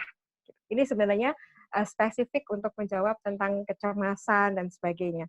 Jadi, nah, coach sendiri juga sebenarnya penting untuk menanyakan kepada dirinya sendiri. Karena kalau coachnya sendiri juga merasa was-was, merasa tidak aman, merasa tidak nyaman, sulit juga ya untuk mengajak orang merasa lebih nyaman gitu. Jadi kita juga kadang-kadang saya sering juga bertanya, sebenarnya apa sih yang sekarang ini saya rasakan? Kemarin ada pertanyaan dari teman-teman, apa sebenarnya bedanya antara hati-hati dan cemas gitu ya. Ya saya sesimpel mengatakan bahwa kalau hati-hati Anda action-nya akan lebih produktif, tapi kalau sudah tidak produktif, action-nya itu mungkin sudah masuk ke area kecemasan. Ya, kecemasan yang berlebihan yang membuat kita tidak produktif. Nah, ini sebenarnya yang jadi penting untuk mengajak coachee kita juga mulai mengakses feeling, aware terhadap feeling, dan kemudian baru gimana caranya kalau dia lagi cemas sekali, gimana supaya membuat sedikit lebih nyaman misalnya. Itu baru kita arahnya ke moving forward. Tapi yang paling penting adalah menyadari dulu apa yang dia rasakan. Mungkin sekedar sedikit tips seperti itu, Kak Sari. Coach Verly, kalau boleh pertanyaan eksplorasi sedikit, dan karena yang hadir di sini tidak hanya member ICF, tapi ada juga teman-teman yang non-member ICF yang kalau harapan saya sih titipan pesannya dengan ketemu komunitas ICF ini tertarik untuk bergabung dengan ICF gitu ya. Nah, kalau tadi Kak Verly sampaikan bahwa mengakses perasaan gitu ya, pertanyaan saya, apa pertanyaan yang biasa atau yang disarankan oleh Coach Verly yang bisa membantu coachee untuk mengenali dan mengakses perasaannya? Oke, jadi sebenarnya lebih simpelnya adalah ketika orang punya goals, ketika orang punya sesuatu kan sebenarnya ada perasaan yang menyertai. Ya, nah ini yang jarang sekali kita masuk ke area itu. Nah, pertanyaannya sesimpel ketika dia mengungkapkan, saya harus melakukan banyak banget nih, coach yang harus saya lakukan, harus ini, harus itu. Oke, dan apa yang kamu rasakan ketika mengingat harus melakukan ABC? Ya, biasa-biasa aja. Biasa-biasa bukan perasaan. Jadi kita harus mengajak dia, oke, kalau dia nggak clear, mungkin kita bisa memberikan contoh. Yang namanya perasaan itu adalah bahagia, sedih, kecewa, marah. Apa exactly yang dia rasakan? Buat saya, santai itu kadang-kadang coach mungkin nggak bisa menjawab pada saat itu, karena dia tidak terbiasa mengakses feeling. Tapi nggak apa-apa. Tapi kita belajar mengajak dia untuk, yuk, benar-benar yuk, coba diam sebentar mungkin untuk benar-benar masuk ke dalam dirinya, ke dalam jiwanya, apa sebenarnya yang saat ini lagi dirasakan. Kemudian kalau udah ternyata perasaannya perasaan kan sebenarnya ya bukan hal yang buruk atau hal yang baik ya. Tapi kalau dia lagi merasakan galau, merasakan sedih atau ke arah kekecewaan, kecemasan, mungkin kita bisa mengajak apa ya kira-kira yang bisa membuat perasaan Anda sedikit menjadi lebih nyaman dibandingkan yang sekarang. Nah, ini sudah pertanyaan yang mengajak coachee untuk maju ke depan. Oh ya, kalau saya merasakan ada support, saya akan merasa lebih nyaman, misalnya. Oke, mari kita bicarakan support seperti apa yang diperlukan. Gitu kira-kira, Kak Sari. Terima kasih banyak Coach Verly untuk sharing bukan hanya tips tapi pertanyaan-pertanyaan andalan yang bisa membantu kita sebagai coach bisa bantu coachee untuk identify, mengenali dan juga memberi nama kepada perasaannya sehingga kita sebagai coach bisa memahami state of emotion dari coachee-nya. Dan yang mau saya highlight juga dari apa yang disampaikan Coach Verly tadi sebenarnya beresonansi dengan apa yang disampaikan Kak Ina dan Kak Rudi bahwa as a coach kita harus betul-betul aware dengan state of mind, state of emotion kita sendiri. Dan kalau tadi dari Coach Verlita adalah kita memang bukan hanya harus mengenali, tapi juga bisa menyadari seperti apa sih pengaruhnya ketika kita melakukan proses percakapan coaching-nya. Terima kasih banyak Coach Verly dan juga para coach yang sudah berbagi tips dan pengalaman keahliannya. Betul-betul ini pagi yang sangat berharga dan saya senang sekali bisa belajar juga dari teman-teman semua. Kalau begitu saya kembalikan ke Mbak Irun. Silakan Mbak Irun. Jadi kita lanjut ya.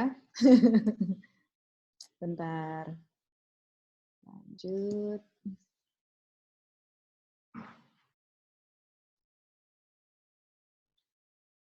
Sudah kelihatan di layar? Ya, kelihatan. Oke. Jadi, sip. Terima kasih para coaches, para guru-guru atas masukannya. Keren abis. Jadi kita sudah pecah telur ya tentang yang core kompetensi ini. Kita mendapatkan tips cukup banyak dan pertanyaan coaching yang sangat baik sebelum mengawalinya. Kita lanjut lagi. Nah, apa yang perlu diperhatikan di dalam aspek kesehatan dan keselamatan yang penting dipertimbangkan dalam coaching? Kalau kita mau melakukannya tetap bertatap muka. Nah, hal yang perlu diperhatikan adalah droplet, kemudian cuci tangan, dan keep clean and sterilize. Nah, droplet itu apa? Ternyata droplet ini kecil sih sebenarnya, tetapi dari penelitian yang dilakukan oleh orang Jepang, kalau teman-teman dapat share videonya, kalau nggak salah ada yang men-share juga tuh di grup member kita. Jadi pada saat dia bersin ataupun batuk, partikel-partikel kecil droplet itu yang ada di sekitar dia itu berada dalam lingkaran radiasi 1 sampai 1,5 meter. Oleh karenanya, karena virus dari COVID itu berada pada droplet, makanya ada keluar etika batuk. Keluar bagaimana cara jaga jaraknya. Jaga jarak itu penting gitu loh. Dan kenapa harus menggunakan masker? Jadi untuk kok dulu-dulu enggak sih? Ya karena dulu enggak ada virus COVID ini gitu loh. Sekarang COVID ini sudah menyebar hampir ke seluruh dunia.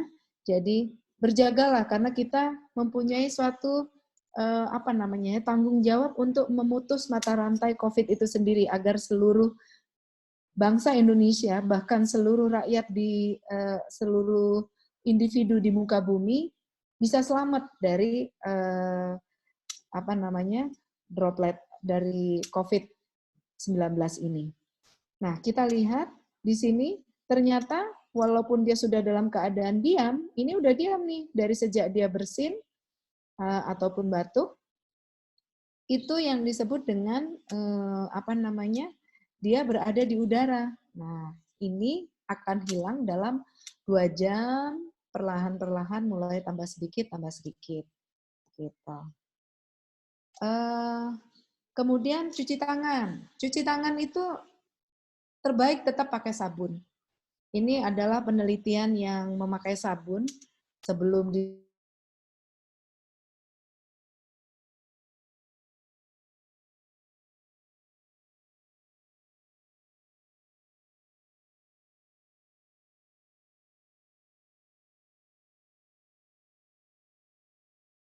yang cuma dibilas aja, bersih sih, tapi cuma ujungnya doang, ujung jarinya. Kemudian 6 detik tanpa sabun, dia bilas aja, hanya di ujung-ujung jari yang selesai. Tetapi kalau dia 6 detik dengan sabun, sampai punggung-punggung tangannya bersih. Sampai punggung-punggung tangannya bersih. Tetapi 15 detik dengan sabun, semua ada, tapi di buku-buku jarinya masih ada yang belum bersih. Nah, begitu 30 detik, semua terlihat lebih bersih kita. Nah, bandingkan dengan hand sanitizer. Hand sanitizer dengan hand soap yang 30 detik. Itu terlihat di sini yang hand sanitizer masih ada bercak-bercak putih pada bagian sudut-sudut yang agak sulit dibersihkan. Jadi ada daerah buku-buku jari, dari daerah cekungan-cekungan jari, dan sebagainya yang di dalam-dalam sini. Sedangkan dengan sabun, semua menjadi bersih. Gitu. Tapi lakukan dengan cara yang benar. Jangan terburu-buru untuk cucinya. Nah, keep clean and sterilize artinya apa? Pada waktu kita melakukan proses coaching, lakukan tetap jaga jarak. Kalau di luar negeri memberikannya 6 feet. 6 feet itu sekitar 1,8 sekian, hampir mencapai 2 meter gitu. Kalau dari hasil penelitiannya orang Jepang itu 1 sampai 1,5. Nah, kira-kira jarak seperti ini, kalau di tengah-tengahnya ada meja, pada saat proses coaching itu berakhir, tetap dilakukan desinfektan atau table sanitizer, desinfektan pada mejanya, kemudian pulpen yang dipakai sebaiknya dikasihkan saja, tidak lagi kita pegang-pegang, atau kalaupun mau, pulpennya pun kita buat di sanitizer juga atau di desinfektan juga, hindari berjabat tangan, cupika-cupiki, dan sebagainya, sehingga keep clean and jaga jarak itu perlu terus dijaga. Jadi ini salah satu challenging buat para coach-nya yang melakukan, coach maupun coachee yang melakukan sesi tatap muka gitu. Nah, nggak selesai sampai di sini. Begitu sampai di rumah, apalagi yang perlu dilakukan? Nah, ternyata begitu sampai di rumah, banyak hal yang harus kita lakukan. Jadi kita punya kewajiban juga untuk mencegah penularannya. Jadi sebelum masuk rumah, alas kaki dilepas. Jadi sepatu dan teman-temannya itu diletakkan di luar rumah. Kemudian bersihkan kantong-kantong, kalau ada tanda terima pembelian, kertas-kertas yang nggak kepakai, itu dibuang, atau kalau mau ada beberapa yang melakukan dengan pencucian dan sebagainya gitu ya, dicuci dulu gitu, terus dikeringkan. Kemudian hancurkan maskernya. Beberapa menyarankan cuci tangan sebelum membuka masker, kemudian maskernya dihancurkan, kemudian semua yang kita bawa, kalau kita perempuan kadang-kadang suka bawa tas tangan, nah tas tangannya usahakan cari ada 2 pilihan, bisa yang dicuci atau kita semprotkan dengan desinfektan seperti itu. Baru masuk ke rumah dengan tanpa alas kaki, cuci tangan, mandi. Setelah mandi, baru kita bisa rebahan dan menyapa warga kita yang ada di rumah. Bahkan disarankan sekali, karena udah ada penelitian ya, yang mandi dengan tanpa sikat gigi ternyata dropletnya cukup banyak, jadi sikat gigi juga penting untuk membuang kuman-kuman yang baru masuk ke dalam tubuh kita atau virusnya. Jadi itu yang bisa di-sharingkan oleh saya pada hari ini. Jadi posisi kita sebagai seorang coach itu butuh fleksibilitas. Pada saat ada social distancing, kita bisa melakukannya dengan cara online seperti ini. Dan sebagai seorang seorang coach dalam proses coachingnya, bergeraklah sesuai dengan perkembangan zaman. Jadi saat ini bukan suatu kebetulan juga keahlian kita akan bertambah dengan cara online, maka penuhi kebutuhan itu dan tentunya dinamika dari core kompetensi akan berubah. Kalau kita lihat tadi diskusi yang kita lakukan dengan para guru-guru, baru 2 kompetensi saja yang kita bicarakan di dalam online, 2 kompetensi seperti coaching presence dan active listening, kita sudah dapat aneka macam yang harus kita lakukan. Demikian, semoga pertemuan kita ini memberikan manfaat. Silakan saya kembalikan lagi waktu dan tempat kepada Coach Sarilani. Terima kasih banyak Mbak Irun, dan kalau saya boleh izin recap dari bagian terakhir dari Mbak Irun, di zaman sekarang ini sebagai coach kita punya pilihan apakah memang semuanya kita pindahkan ke online atau jika kasus-kasusnya memang emergency, memang tidak ada pilihan lain harus tatap muka, ada pertimbangan-pertimbangan kesehatan dan keselamatan yang pertama kita harus sadari itu harus dilakukan demi diri kita sendiri maupun keluarga atau orang-orang terdekat di mana kita berinteraksi, dan juga effortnya mesti lebih lagi gitu ya untuk pertimbangan kesehatan dan keselamatan ini. Terima kasih banyak. Saya mau sekarang undang, mudah-mudahan bandwidth saya nggak jeblok, saya mau undang teman-teman untuk semua buka videonya yang memang situasinya memungkinkan untuk membuka video. Lalu boleh dong kita tepuk tangan, applause, apresiasi untuk Mbak Irun, dan juga apresiasi untuk diri kita sendiri semua hari ini yang sudah sangat aktif dan mengikuti dan berdiskusi di hari ini. Saya mau minta beberapa, kita masih ada waktu, saya mau minta beberapa teman-teman untuk bisa share singkat, mungkin 3 kata, apa yang jadi kesimpulan belajar dari teman-teman di hari ini. Dan buat teman-teman yang lain yang nggak mau langsung bicara di mic, silahkan bisa diketikkan. Apa 3 kata kesimpulan belajar hari ini yang didapatkan dari diskusi panel hari ini? Minta lagi dong.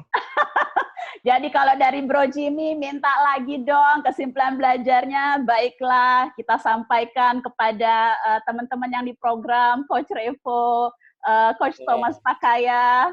Seminggu sekali. Oke, 11 kali. Ada lagi yang mau buka mic? Luar biasa inspiratif. Luar biasa inspiratif. Terima kasih, Coach Sis.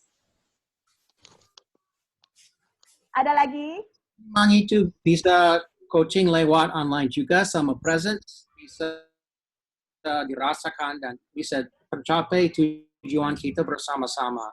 Terima kasih Coach Steve, dan Dan terima kasih atas semua usul dan bantuan. Karena pakai hashtag, saya consider sebagai satu kata semua kesimpulannya Coach Steve ya. Oke.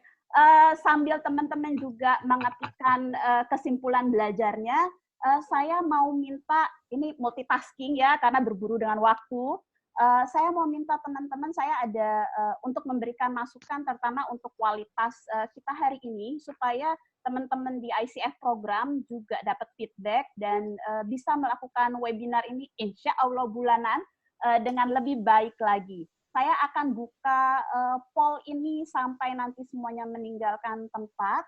Dan kalau masih ada yang mau share, saya sambil baca juga ya beberapa di sini. Jadi ada yang, oh ya, ada request untuk share materi. Baik, nanti kami akan share materinya. Kemudian dari Kak Ina, inspiring, informatif, keren, bantu orang lain sebanyak-banyaknya. Oh, ada lagi, ini ada beberapa orang. Mencerahkan, menggembirakan, looking forward, menambah wawasan, meaningful, inspiratif. 3 kata. Oh, ada yang lebih dari 3 kata, saya anggap hashtag jadi 1 kata. Bagus banget, thank you so much, I'm still on the learning phase. Itu hashtag 1 kata. Cool, inspiring, growing. Kak Sari, itu sosial kuesionernya itu saya lagi lihat, nomor 4 itu nggak bisa diisi lebih dari 1. Oh, oke. Kalau gitu, oke. Karena udah saya launch, saya nggak bisa edit, berarti isi 1 yang paling aja deh. Thank you untuk feedback-nya, Kak Swiss. Baik, oke. Being present dan grounding diri. Inspiring, motivating, more.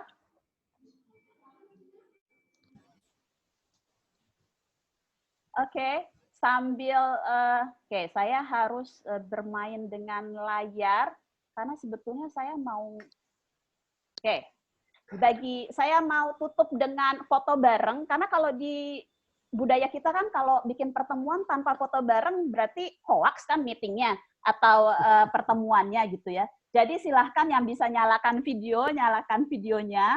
Saya mau screen share, cuman karena ini di layar saya munculnya banyak banget gitu ya. Jadi bersabar, oke? Babak pertama dulu. Ada Mbak Irun, Kak Dedi, Uncle Tom, Bro Jimmy, Kak Swiss, Kak Revo, Kak Arif Rahman, Kak Steve, Kak Marta, Mbak Verly, Kak Iqbal. Senyum yang cakep, yang manis. Ya! Layar berikutnya ada Kak Meta, Kak GGR nih saya maaf nggak tahu namanya, Kak Adam, Kak Rudi, Kak Junisas, Kak Prima, Kak Fiona, Kak Robert Andre, Kak Lydia, Kak Ina, Kak Ari. Senyumnya boleh? Thank you. Layar berikutnya. Kak Hari. Itu foto pakai kamera, bukan screenshot. Gimana sih? Karena ini layar saya nggak cukup buat 62 orang. Kak Heru, Kak Yuliana, Kak Eva, Kak Mursid, Kak Fiona, Kak Aji, Kak Fani, Kak Paulus, Kak Emma, Adek. Ini harusnya, masih ada Kak Irfan, Coach Andrew, Kak Nita, Kak Husin, Kak Laida, Kak Dayu, Kak Nil Adrin, Kak Ellen, Kak Ina, Kak Hardiong, Coach Lolita, Kak Wiwi, 1, 2, 3. Dan yang terakhir ada Kak Arif, Kak Diala, Kak Eri, Kak Dini, Kak Budi, Kak Dion, Kak Franky. Baik, terima kasih banyak. Saya masih live di grup chat dan di poll-nya. Untuk teman-teman, terima kasih banyak untuk partisipasi dan keaktifannya hari ini. Untuk Mbak Irun juga sudah berbagi, dan teman-teman coach yang sudah berbagi hari ini. Stay healthy, stay safe, jaga jarak fisik, namun mari kita sama-sama dekatkan hati dan perkuat social bonding kita, karena di saat situasi ini justru kedekatan emosi dan kedekatan sosial adalah kunci untuk kita bisa berhasil melalui masa sulit ini. Sampai jumpa di webinar yang berikutnya, dan kalau ada feedback atau ada usulan atau yang bersedia menjadi narasumber, silahkan langsung disampaikan di grup aktif ICF member aktif. Dari Mbak Irun, apa ada kata terakhir untuk kita berpisah? Ya, tidak perlu ditakutkan terlalu banyak tentang COVID ini. COVID is temporary, but we are is always together. Terima kasih banyak. Thank you, Mbak Irun. Terima kasih. Mbak Sari. Assalamualaikum warahmatullahi wabarakatuh. Have a good Waalaikumsalam weekend. warahmatullahi.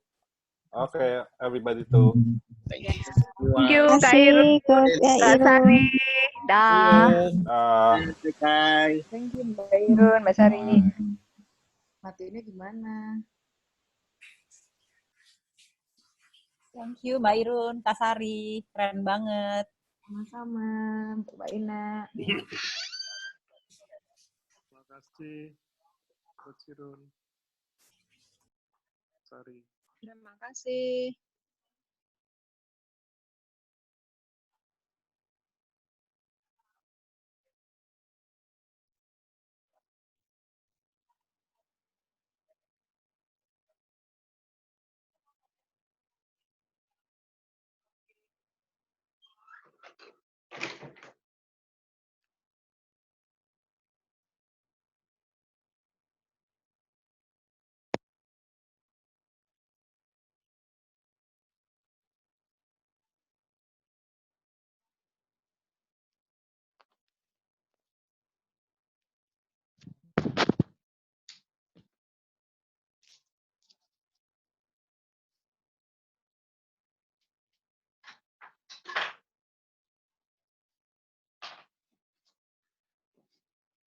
Hai Mas Adit.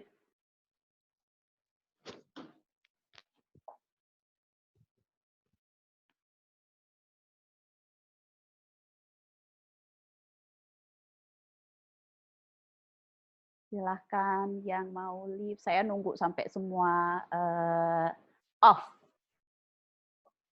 Yang masih mau ngisi poll, silahkan.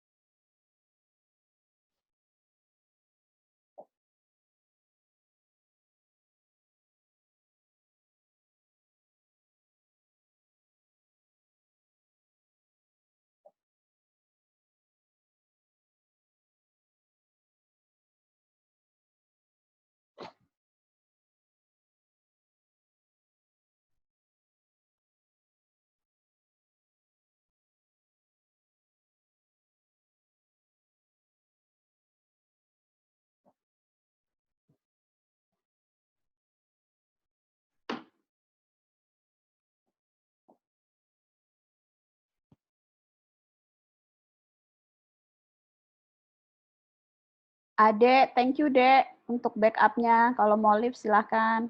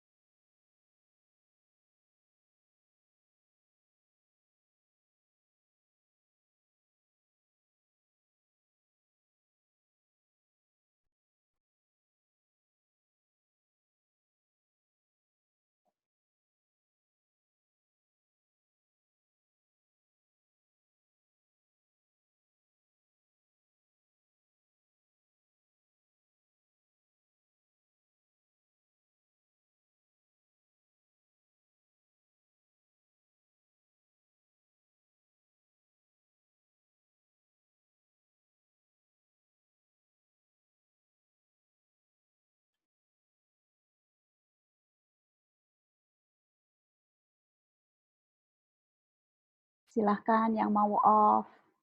Saya nanti baru leave kalau semua sudah isi poll dan sudah off.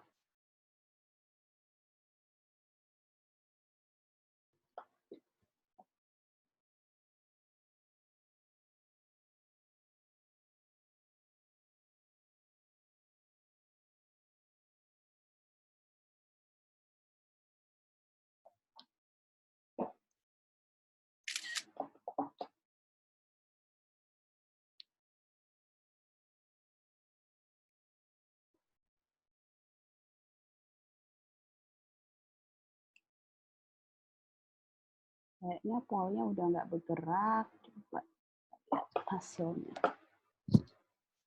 Oke. Hai, Kak Ari mau lihat hasil poll ya? Oke. Boleh dong. Nah, ini ya buat hasil poll. Kelihatan nggak? Lihat yang mana. Yang ini skala 1 sampai 5. Ini udah result nih. Nggak muncul. Di mana ya lihatnya ya? Nggak muncul. Oh, bentar. Aku belum. Ini. Oke. 1 sampai 5. Nyaris semuanya bermanfaat. Ada 2 yang bilang nggak bermanfaat. Durasinya. Itu salah ketik kayaknya, salah mencet. Dia pikir 1 itu paling bagus biasanya gitu. Nggak apa-apa. Masukan juga buat kita. Terus durasinya pas. Pas ya, 2 jam betul. Kualitas narasumber pas. Kemudian ini yang menarik nih. Sosial medianya Facebook sama WhatsApp ya. WhatsApp. Jadi kayaknya kalau besok-besok ada pengumuman, memang yang dimainkannya lebih sering, Di lebih WhatsApp aktif ya. kayaknya Facebook sama WhatsApp. Betul. Sip, mantap. Sip, thank you ya. Aku masih save dulu nih. Foto Zoom fee-nya dibagi-bagi juga ya. Ya, nanti aku share di leader ya. Boleh. Thank you ya. Bye. Bye, sehat-sehat. Sama-sama.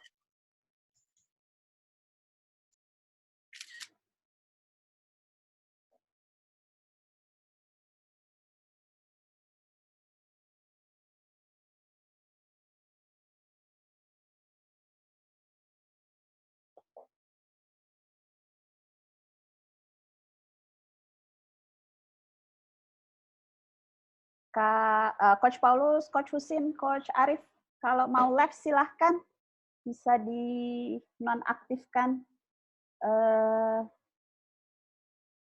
loginnya.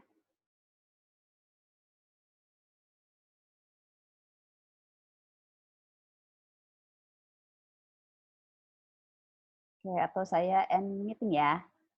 Terima kasih banyak.